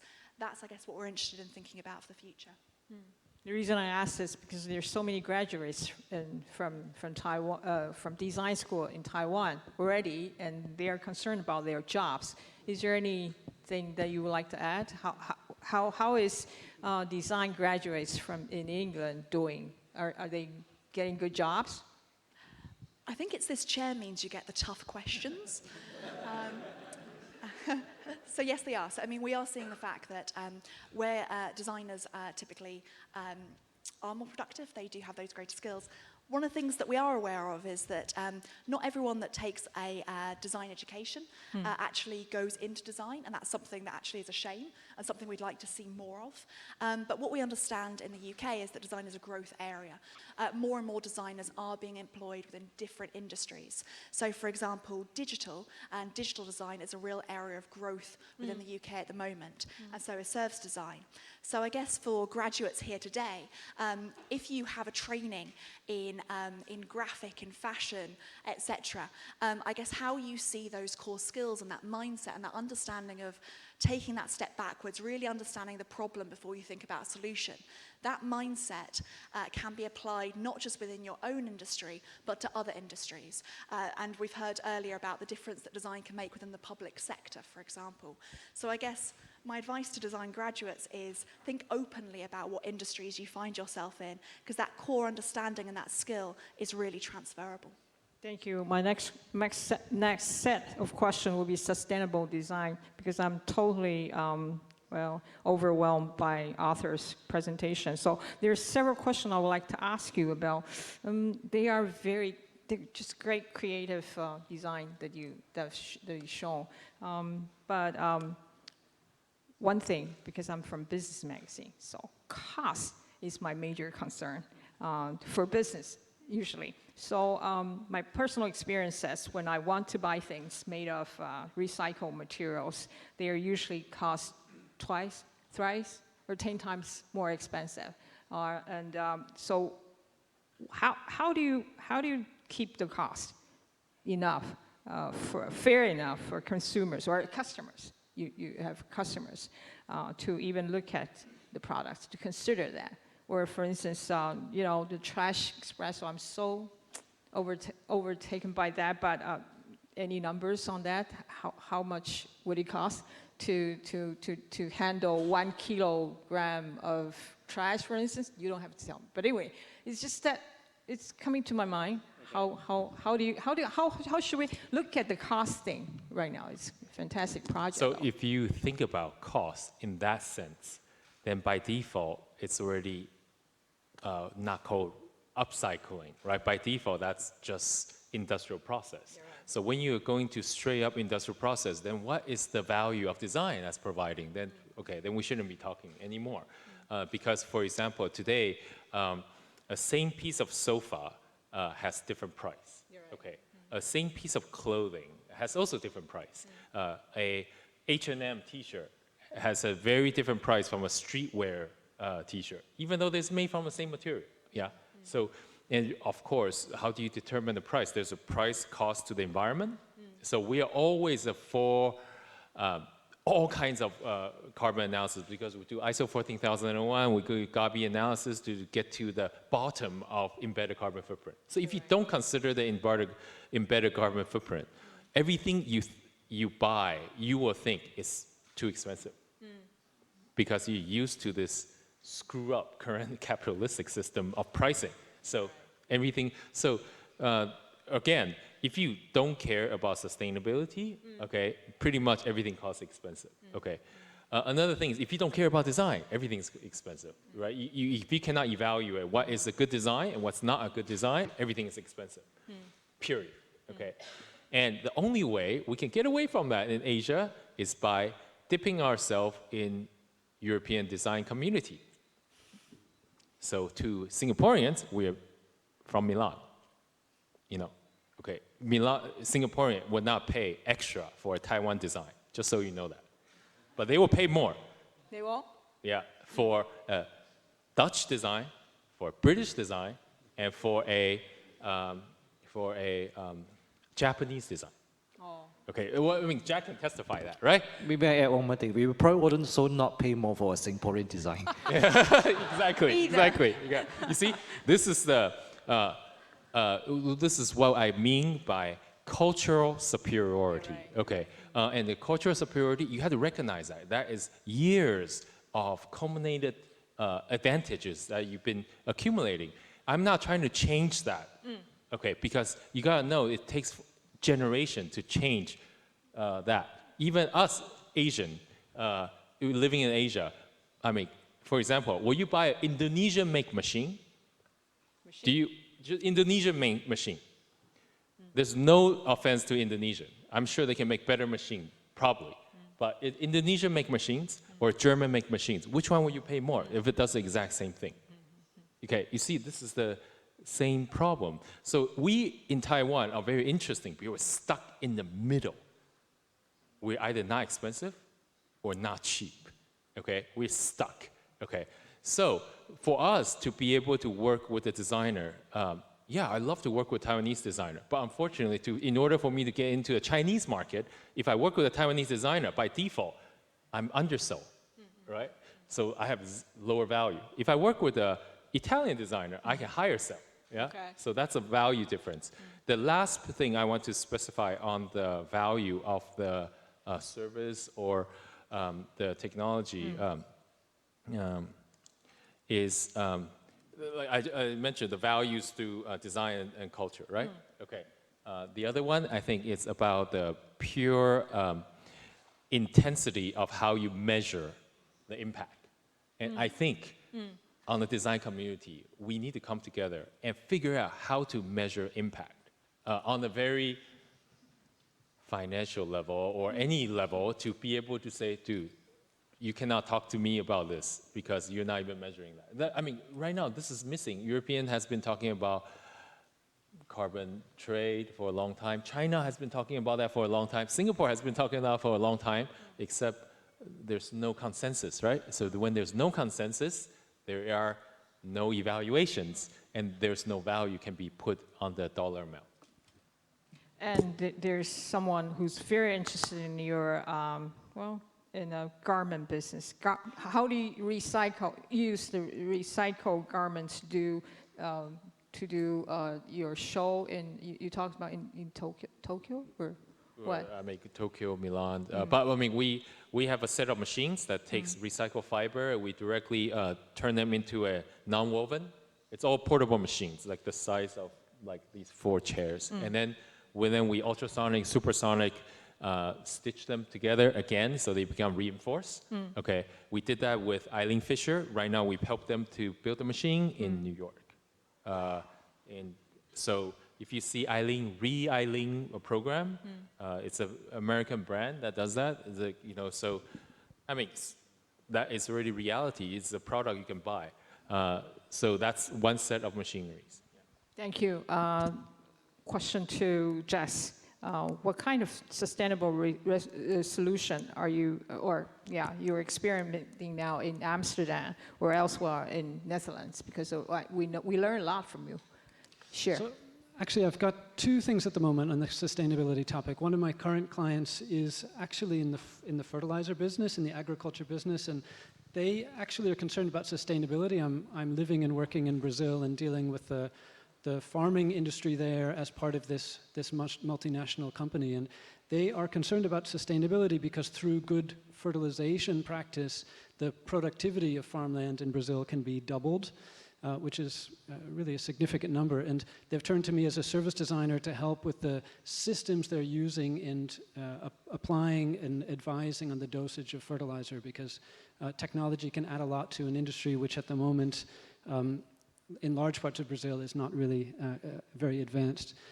And secondly, about a year ago, I met some people from the Ellen MacArthur Foundation, and also it struck me that as a service designer, I should see what role do we have in the circular economy. As I got into it, I realized that a lot of the expertise is material science and technical things and tangible things, which is not our area of expertise as service designers, but what we can do is take the business design aspect. We can look at the systems that are necessary to carry out circular design work, understand better the users, who they are. For example, if you are willing to join a service where you're renting clothes, what psychological aspects do you need to accept that you're not buying brand new clothing that never has been worn by anyone else? How can we design the experience to make that more acceptable? What are the business models underlying circular economy concepts? So what I realized is there's maybe not so much in the technical and material side, but as service designers, we're very capable of looking at these complex systems and figuring out what the services are that people would interact with. Jax, any case to share in Singapore, sustainable? So I mentioned just now, renewable energy is something that Singapore is looking at. So from solar to, I suppose, even possibly sea waves, those are things that are being explored. And then when it comes to trash, I think like Taiwan, there are 2 ways that we deal with trash. One is incinerate, so we do have an incinerator in Singapore. But the other one is landfill.